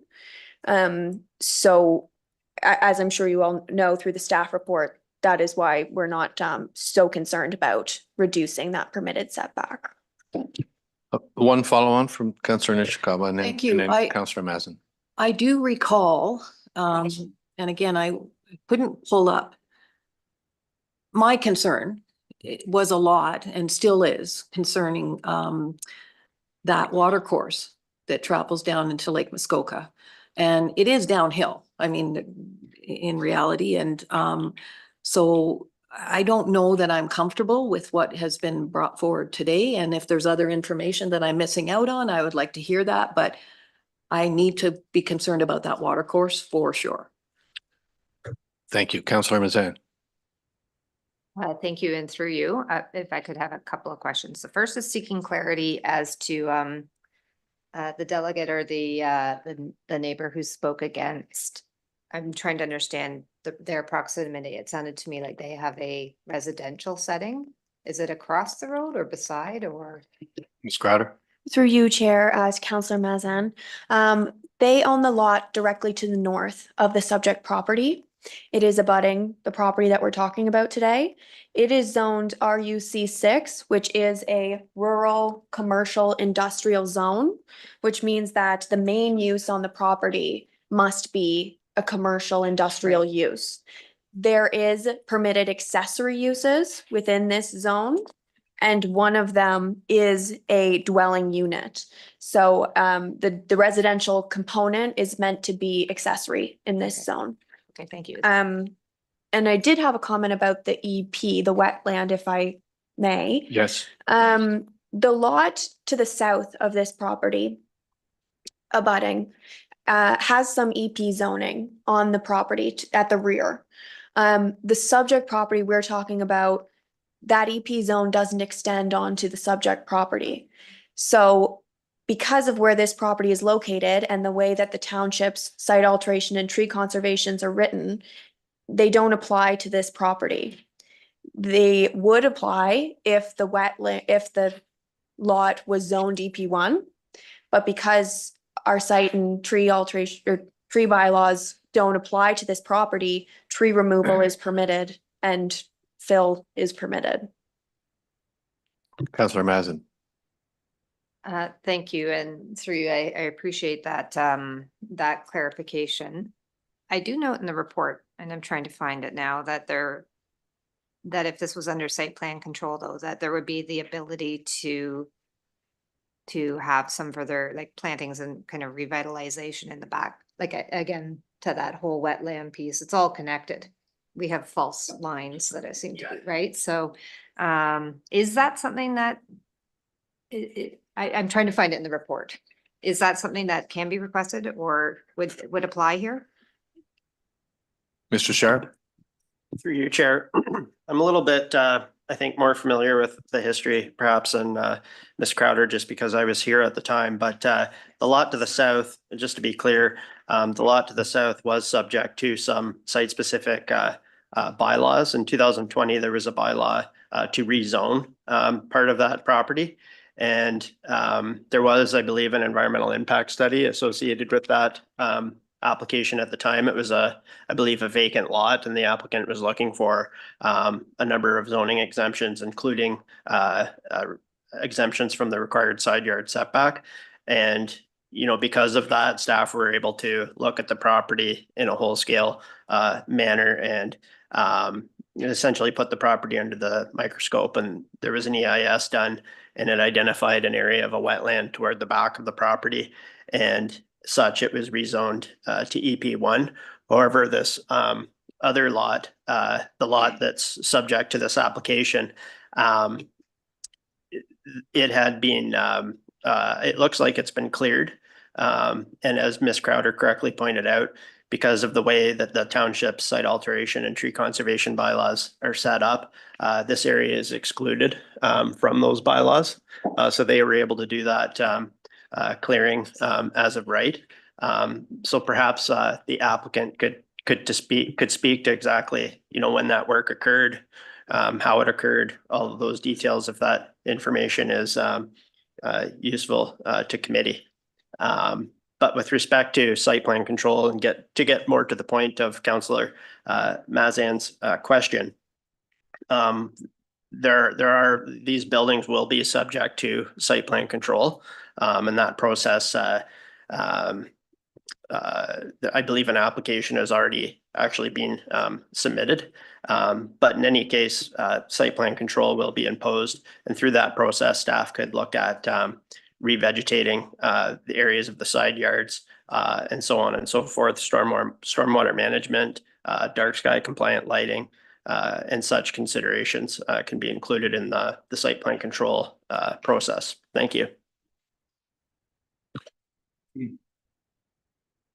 Councillor Zavitz and Councillor Kent. Thank you, and through you. So procedurally, I'm interested. This came forward in front of the Committee of Adjustment March 11th, 2024, and it was adjourned, which is something we don't see all that often. And I'm wondering, it was adjourned for more information to that committee, as I understand it. Why is it not staying with the Committee of Adjustment? How does it find its way here as opposed to providing more information to Committee of Adjustment and rescheduling it to be, I guess my point is, how does it get out of Committee of Adjustment and here? Ms. Crowder. Through you, Chair, to Councillor Zavitz. The original application did start out as a minor variance, and it was originally applied for because of exemption A in the report, which is the setback to the Medora lagoons.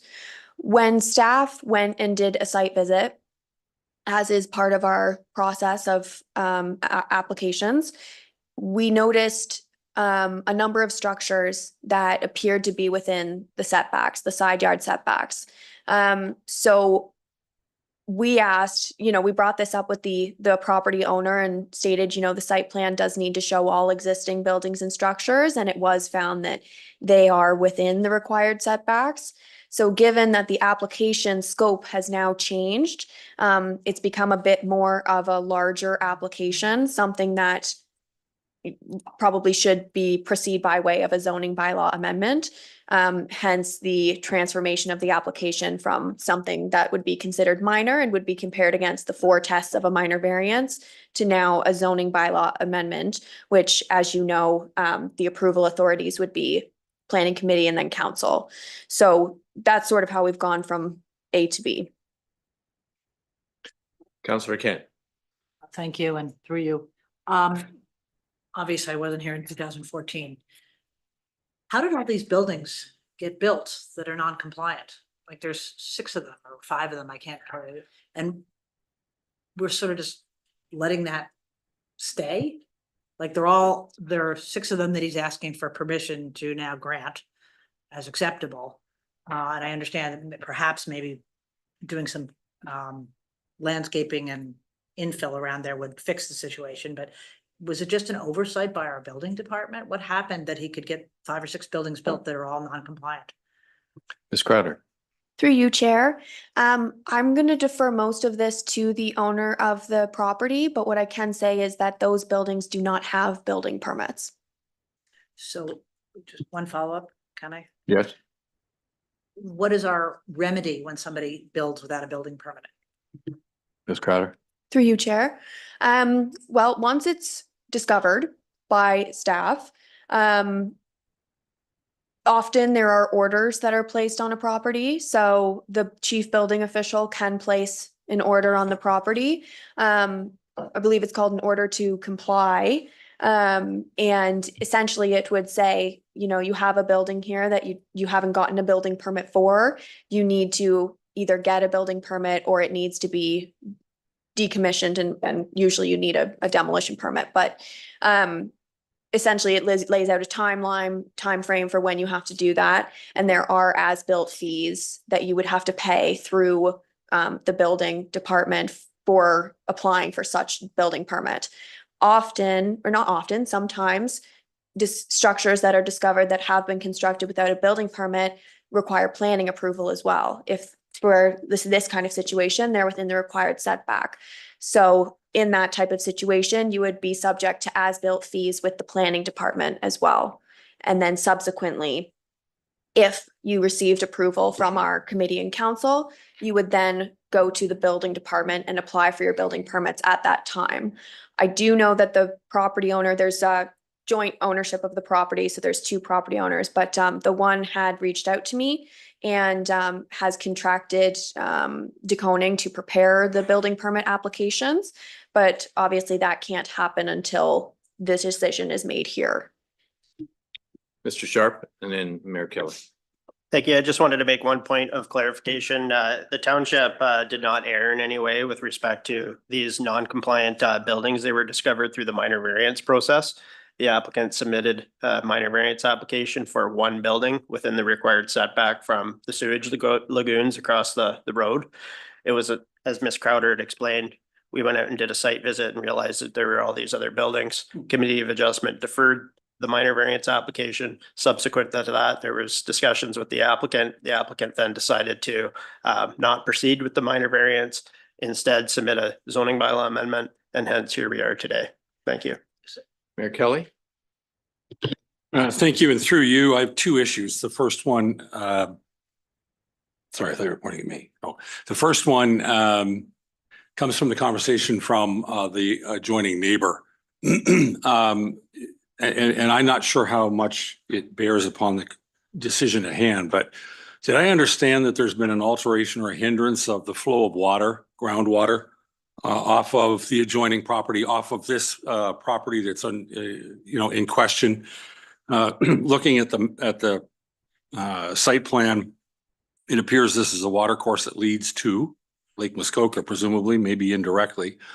And if I understood correctly, it's creating pooling or ponding or flooding or something upstream, and the result of which is the creation of of an algae bloom of some sort, whether blue, green or otherwise, I don't know. But I've got a real hard issue with that. If there's an alteration or something that's going on this property that's impeding the natural flow and drainage of the groundwater. My second issue, and anyone can answer that who wants, but I'll ask the second question first, and it's really a question for the landowner who's on the screen. I can't see your name, sir. I apologize for that. Scott. These buildings that we've discovered were built without a permit. Did you build them? Mr. Scott? It's actually Alex Nelson. Mr. Scott is a joint property owner. So the buildings themselves are actually shipping containers with a cloth tarp on the top. There is a shed, less than the 160 square feet, but the buildings themselves were actually brought to the property as shipping containers and then used for the sole purpose of storage containers. Ignorance is no excuse for the law. However, I was not aware that storage containers were deemed as a building or required a building permit. I've since applied for the building permits. I've since hired Nick DeConing, and I'm happy to rectify the situation and pay any fines applicable. To be honest, I put them up and I didn't realize that a shipping container was, or a cloth tarp for that matter, was considered a dwelling. And Okay, so there's shipping containers that are somehow linked with these hooped covers that you see between them to give shaded space and dry space under them? Okay. Correct. And they were put up by you or your own staff rather than a contractor that? Correct, Okay. yes, they were put up by me. All right, so I will then just confine my question to the first part on the drainage alteration and whether that's something that we need to investigate before we can make any decision on this, and or maybe we already have. Mr. Sharp. Through you, Chair, I would really look to the applicant, Mr. Nelson, to speak to what the on-site conditions were prior to the site being prepared for development. Staff, I'm not familiar with what those conditions were, but all I can say is that the zoning was zoned RUC 6. There was no environmental protection zoning, and there were no the site alteration and the tree conservation bylaws do not apply to this property. Thank you. Mr. Nelson, could you talk about the I guess the infill was being done in the I think it's the rear part of the property next to the environmental zone of your neighbor to the south? Yes, of course. So we were able to grade the property so that we were able to park on it, and then later on we were able to put the shipping containers on it. It was just blast rock that was brought in. With the amount of rain that we've had, we've kind of all got low lying water, but at the time that we had done the infill, there was no water on the property, and there was no restrictions on the property either. Thank you. Do we have, Ms. Crowder, have you got any comments on for your observations? Through you, Chair. I guess I would just note that, staff haven't recommended this, but, I'm hearing that there's some concerns potentially about a wetland feature. We don't have an environmental impact study that's been done for this particular property. So, if that was the desire of committee to have before a decision was made, this committee does have the authority to request one. Thank you. If I could say something? Yes, sir. Yes, Mr. Nelson. We did provide a stormwater plan, and it was submitted with our building permit.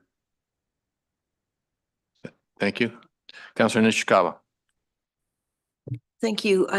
Through you to the applicant more directly. There was a creek at the rear of the property, and you didn't find a creek there or a water course of any sort? Mr. Nelson? That is correct. At the time that we had removed the trees and filled the property in, there was no obvious creek on the property. Councillor Nishikawa, and then I'm going to let Mr. Clements comment. I'm also concerned or wanting to have an understanding of, was there an application provided to remove the trees from the property? I'm just asking. There was no permit required. Mr. Clements, I'd like you to have some comment on your views on the waterway at the back. Muskoka's website. Sorry, is his microphone on? I'm not sure. Yep. Okay, thanks. This is from your web map. These show all of the properties. It shows the water course of the tributary, and it shows the area where the slow water was. You can see a change in the color of the vegetation where the evergreen trees were. Otherwise, it's a deciduous forest, but down there in the wetland area, that was there. This is off your own map, and I'm happy to let you all look at it. There was always water down there, and there still is. Yeah. I started looking, I bought the property from the Brents in 2019. And in 2019 and ever since, there was a beautiful slow water area down there that my sons and I investigated and walked around in. So I'm not sure why, when these folks did their landfill, they think there wasn't any water, because there always has been. It's a tributary. Thank you very much. So do you need this? Do you want? No. No. Okay. No. Should I sit down? Yeah. Should I turn? You can sit down. Should I turn? Thank you. Through you, Ms. Crowder. through you, Chair. I can screen share the aerial photos that are available on GeoHub, so we can see, we have the 2023. Why don't we do that? Okay, if you'd like, yeah.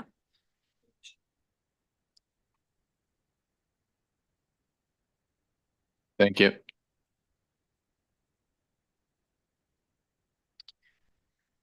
Okay, so this property here that I've highlighted is the subject property per 2023. So this cleared area here is where the proposed building is to go.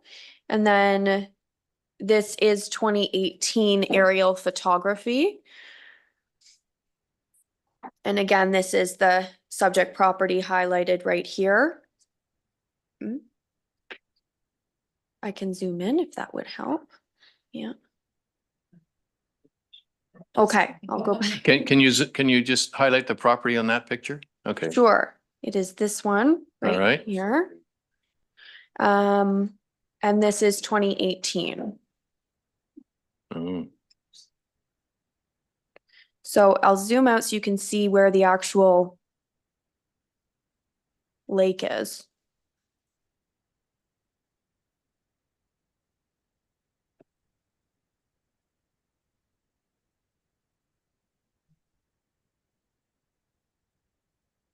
(2013).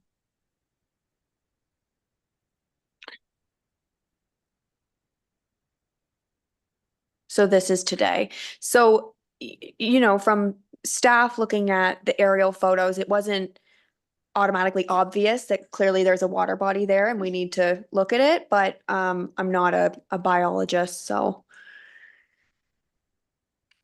All right, thank you. Committee, do we have any more questions on this? Otherwise, I'll make a couple of suggestions. We have to read the resolution. You want me to read the resolution? Yeah, that's probably a good idea. All right, I'm going to read, assuming there's no more questions, we can certainly have more questions, but we can now discuss here. Moved by Councillor Edwards, seconded by Mayor Kelly. Be it resolved, the Planning Committee recommended Township Council the zoning bylaw amendment ZBA 30/24 be approved. All right, so Councillor Burry. So my first comment is that I'm deeply disturbed by this kind of behavior, whether it be in a front lot or a back lot. Building without permits goes against my grain. I played a lot of sports, had to play by a lot of rules, and when you're caught, you're caught. two of the recommenders or abutting landowners that are not in favor of this have a pecuniary interest to each other, all of them. So Sift and Donaldson and the subject property, they are all have a pecuniary interest. So we need to understand that a recommendation from them is not without bias. I personally have a very, very difficult time with this. And I know it's a planning application. We shouldn't be dealing with building, but when you build without a permit and you get caught, I think there's something that's got to be said there. In any case, I'm not anywhere near ready to approve this, and I quite frankly would like to see this deferred, push back to planning, let our planners have a really good hard look with all of the facts, recognizing that some facts may not have been put forward in the beginning, and so that we can get to the truth, the whole truth, and nothing but the truth. Councillor Nishikawa. Thank you for, through you, for my comments. I would not be approving this application. First of all, I'm very concerned that whatever side you want to call that water course, it always existed since I've been a councillor, and concerns, and we've had these, we've had major conversations about the water even flowing across the roads and things like that. So that concerns me a lot, but also the variances requested are not acceptable in an industrial zone, in my opinion. And it's also to protect the industrial zone from an industrial zone. Like it's what other neighbors could be doing as well. And I totally agree with, and I'm very grateful for the speaker that came forward, that the information that he brought, quite frankly, leads me to believe that because we lose anybody that drives this area in the wintertime, you can see everything, but in fact you can't. And so I have no problem with the building department in particular, because this is a very odd area to go and try to inspect and things. So I don't have concerns there, but I'm very appreciative of the information that was brought forward. And it again solidifies to me that variances should not be given in this particular application. Thank you. Committee, any further comments here? Mayor Kelly. Thank you, and through you, and I would echo exactly what Councillors Burry and Nishikawa have said, but I would also add that I think an assessment needs to be done on how this changed behavior of water came about, and it needs to be reversed. It needs to be remedied. If wetlands have been filled in, they need to be remediated. If water courses have been blocked or altered somehow with whatever, I'm not going to guess, it needs to be removed and set back to its normal course. We're here, and I realize we don't have the same kind of protection we have on the waterfront. I understand that. Mr. Sharp and Ms. Crowder made that abundantly clear. But at the end of the day, we are here to protect the environment first and foremost. And it looks to me like stuff has been done without consideration for the impact on the flow of water. And it's just, to my way of thinking, I'd like to at least have an environmental impact analysis done to understand what's been done and what can be done to remediate it. Committee, we have Ms. Crowder, would you like to comment? Through you, Chair, sorry. I guess I just had a question for my counterparts, my seniors. In profession, in work experience only. I'm not trying to. I gotta work on how I word these things.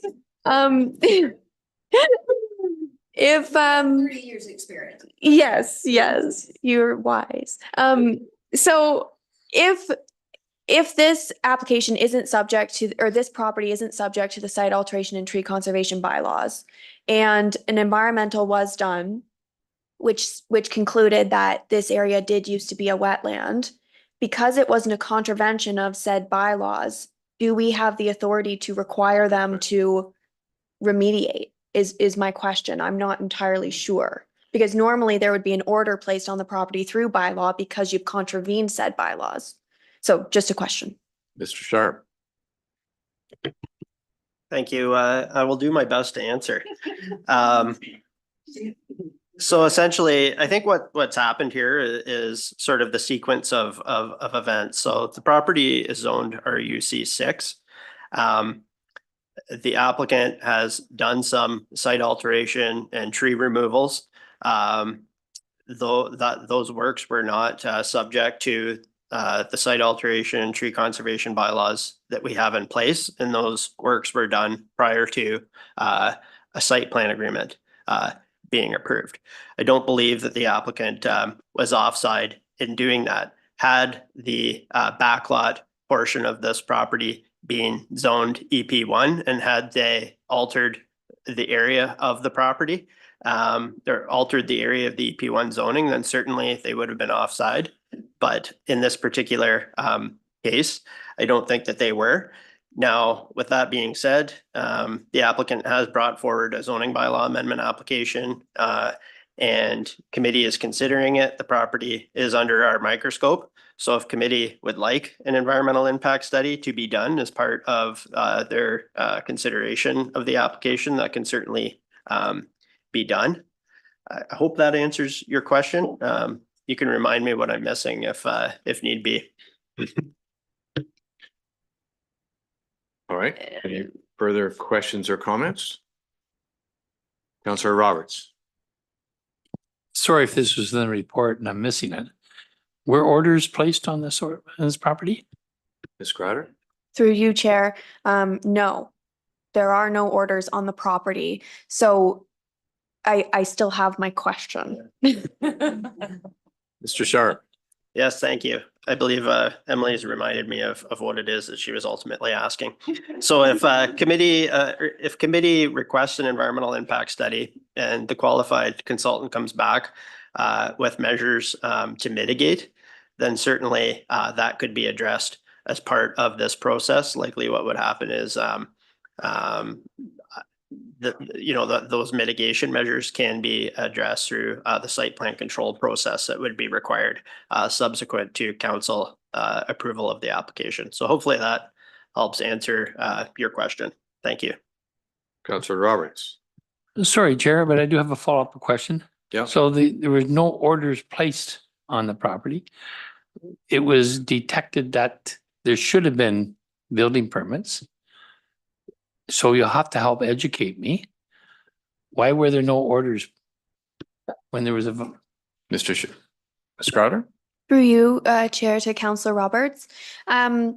This was sort of recently discovered and the building department is now aware. So it's really with the chief building official to then issue the orders. And thank you for the clarification, Mr. Sharp. I guess my only one little question, which I hope is okay to ask, would be that would this only apply if then the applications were approved to implement said recommendations of the environmental? Mr. Sharp, then Mayor Kelly. Thank you, Miss. Thank you, Chair. Through you. Yes, if there was obviously an environmental impact study required as part of the approval of this application, and there were measures to mitigate as a result of that study, say the measures were to remove an area of fill or reestablish a tributary that previously existed. I'm just thinking off the top of my head here. Those measures could be implemented through the site plan control process. The buildings that are on the property don't comply with zoning requirements, so we can't approve a site plan agreement until they do. So I don't think that there would be anything that we could do if the application isn't approved to rectify the situation, because what they've done has been done in accordance with the township's requirements. They would need to obviously remove the buildings that don't comply with zoning, and they wouldn't be permitted to build the building that hasn't been constructed yet. Thank you. Thank you. Mayor Kelly. Thank you. Through you, I think those were terrific answers. The only thing I would add to it is we may not be the only authority that's interested in what's going on with those water courses. Councillor Mazin. Thank you, and through you, I guess I'm also trying to understand the side yard setbacks, and I'm going back to the report. So help me make sure that I've got this correct, because the tree alteration and site alteration bylaw doesn't apply to this particular property. If the lot width is 273 feet and it was to be remaining of the 100-foot side yard setback on each side, that would allow for 73 feet of kind of allowable space for buildings and structures. Is that correct? And that today what we would be looking at is, I mean, even if they've cleared all the trees beyond that, they just can't have physical buildings in that space. Is that correct? Ms. Crowder. Through you, Chair Boseworth, to Councillor Mazin. That's correct. So the frontage of the property, you would subtract 100 from each side. That envelope within is what you would have to work with as far as placing your buildings and structures. Tree removal could occur across the whole property. It's just the placements of buildings.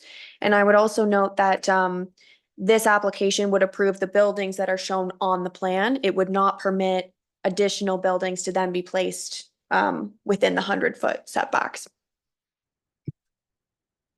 So Supplementary, yes. Within site plan control, to facilitate a functional business, but complemented by appropriate buffers and environmental protections, could site plan control help mitigate, even if it wasn't a strict 100-foot, with the odd building that's maybe off, but still be able to bring back some of that natural buffer called trees? I'm actually trying to figure out if through site plan control, one can make this a functional lot, but achieve the goals of the buffer. I hear this very much from the neighbor, and I appreciate that. In addition to the stream at the back. So is that the tool that allows us to maybe achieve the goal that we're looking for? Ms. Crowder. Through you, Chair, Councillor Mazin, through the site plan control process, we could require plantings to try to create a more substantial buffer between neighbors within those side yards. A plan would need to be agreed to between the applicant and the township, hearing the wishes of committee. And that plan, which we would want prepared by a qualified professional, would be attached as a schedule to the site plan agreement. So it would become a situation where you then couldn't go in and remove those trees because it would be a part of the agreement. So you could definitely implement plantings. As far as, potentially removal of fill and things like that, I think we would want some kind of environmental professional to provide guidance on what that looks like. Because purely from the staff level, I don't think that we would have the professional wherewithal to do that. Ms. Crowder, there was another question in there, and that was, could the site plan control allow a smaller setback than 100 feet? Because 100 feet on both sides leaves only 73 feet. I think that was your question. And that makes it pretty hard to have a functioning industrial use. Could that agreement allow, say, a setback that we might normally find in a residential area, because we do have presumably a secondary use on other property? Was that the question? And if not, I have that question. No, I think, thank you, and through you. I think the response was, I think that what they have tried to say is originally is that we can come into more of I'm going to call it normal side yard setback. This is the extreme in our township, is 100 feet. I'm simply trying to understand the actual property and achieve perhaps the goals, which is always to try and bring things back into better conformity, but understanding each piece of property has its nuance. And if this is a functioning business, how do we do that by still achieving the goals so that the property owners on either side have that buffer still, that we get regenerative like buffer zones, which is the natural state, and ensure that water. And my question was simply, is site plan control our tool an ability to get to that outcome. And I think I heard that, yes, but that you would need qualified professionals to help guide whatever that initiative was. Ms. Crowder?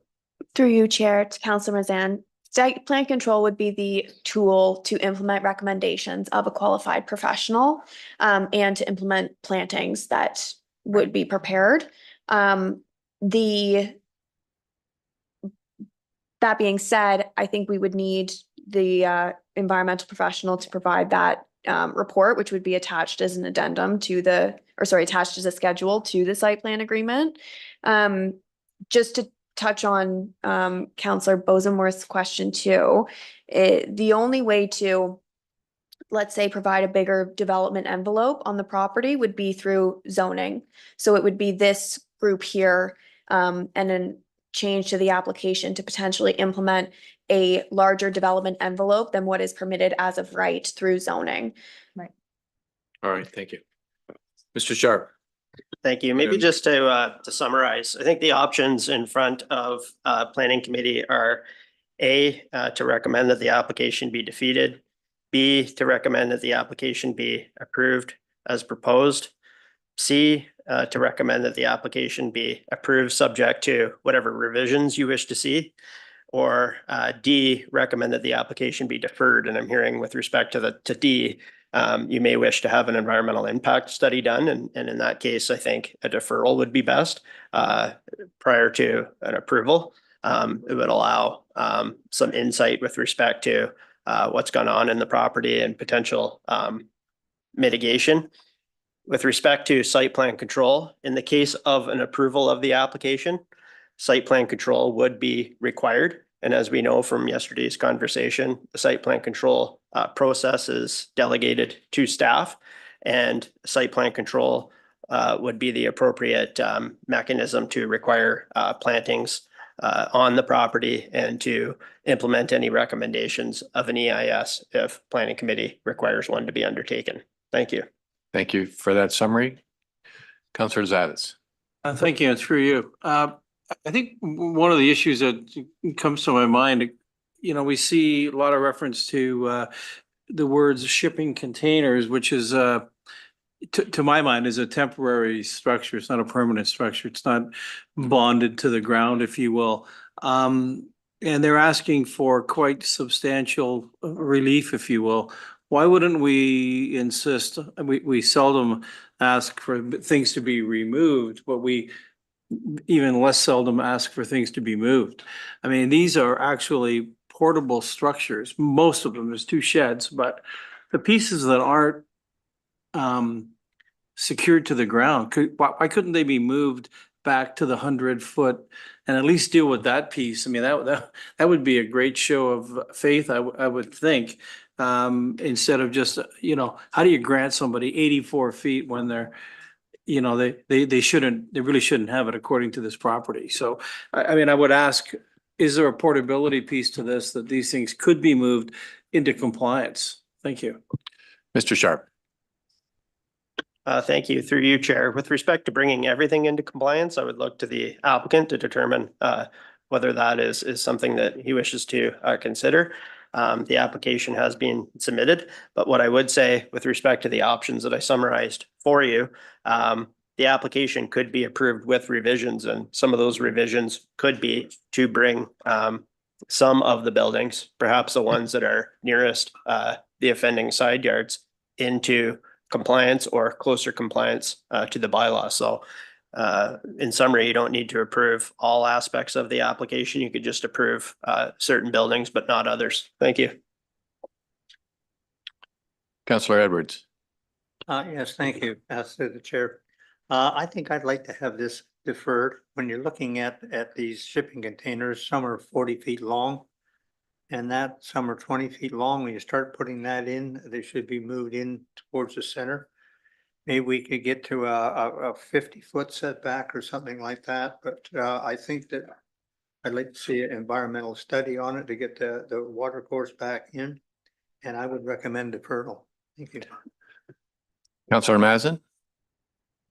Thank you. And through you, I would concur. I think a deferral is appropriate. I think the applicant has probably heard loud and clear from this committee that we are interested in an environmental study to ensure that we are, but I also think he's probably heard too that those side yards, that's pretty extreme. And as Councillor Zavitz has noted, some of these things can be mobile. And I think that was where I was trying to get to, which is come back with a revised version that may be a little bit more palatable to this committee that is honoring the side yard setbacks and bylaws that we have today. So I think the applicant probably needs some time to come back. Committee, I'm just going to do a quick straw poll on that. And I think my guess is we're all going to be in support of deferral. Can I just have a little straw poll on that? Okay. Yeah, 4. So, David, I did that much so far. okay, David, you just give us a couple of minutes here to.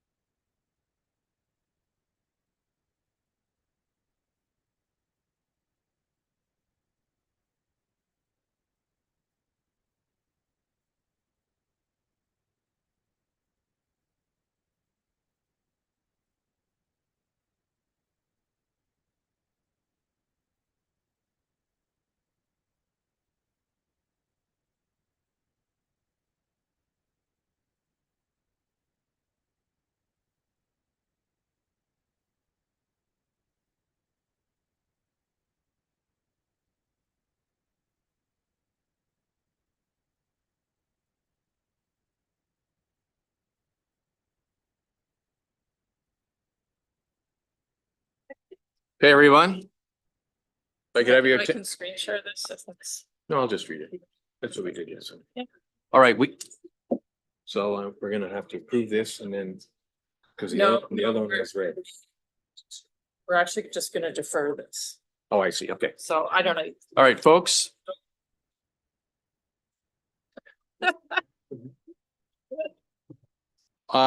Here's a new resolution for consideration. Be it moved by Councillor Edwards, second by Mayor Kelly. Be it resolved that the matter be deferred in order for concerns and changes with drainage. Let me try this again. Be it resolved that the matter be deferred in order for concerns with changes to drainage and the water course be addressed by a qualified professional, and that existing buildings be brought closer into compliance with required setbacks. Now, does that meet the general sense of what we want to do? Councillor Kent? Are we going to require a environmental impact study? That's what the qualified professional is. All right. Any other questions? No more comments, then I am going to call a question. All those in favor? Anybody opposed? Carried. All right.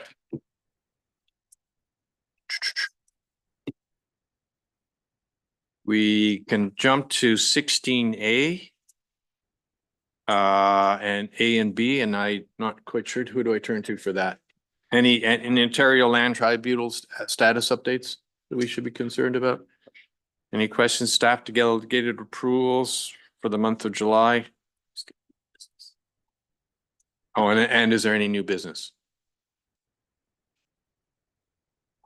The delegation matter, I think, was handled the way we want, right? Yes, I think we handled the delegation matter. All right, so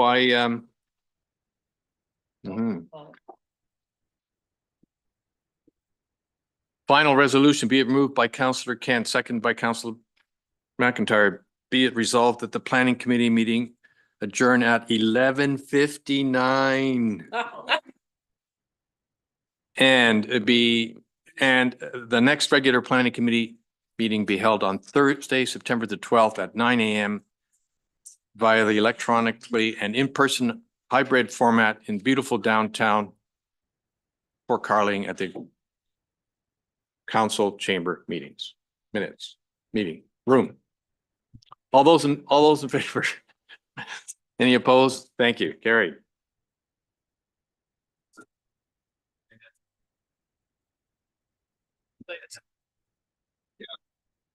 Several buildings more than there should have.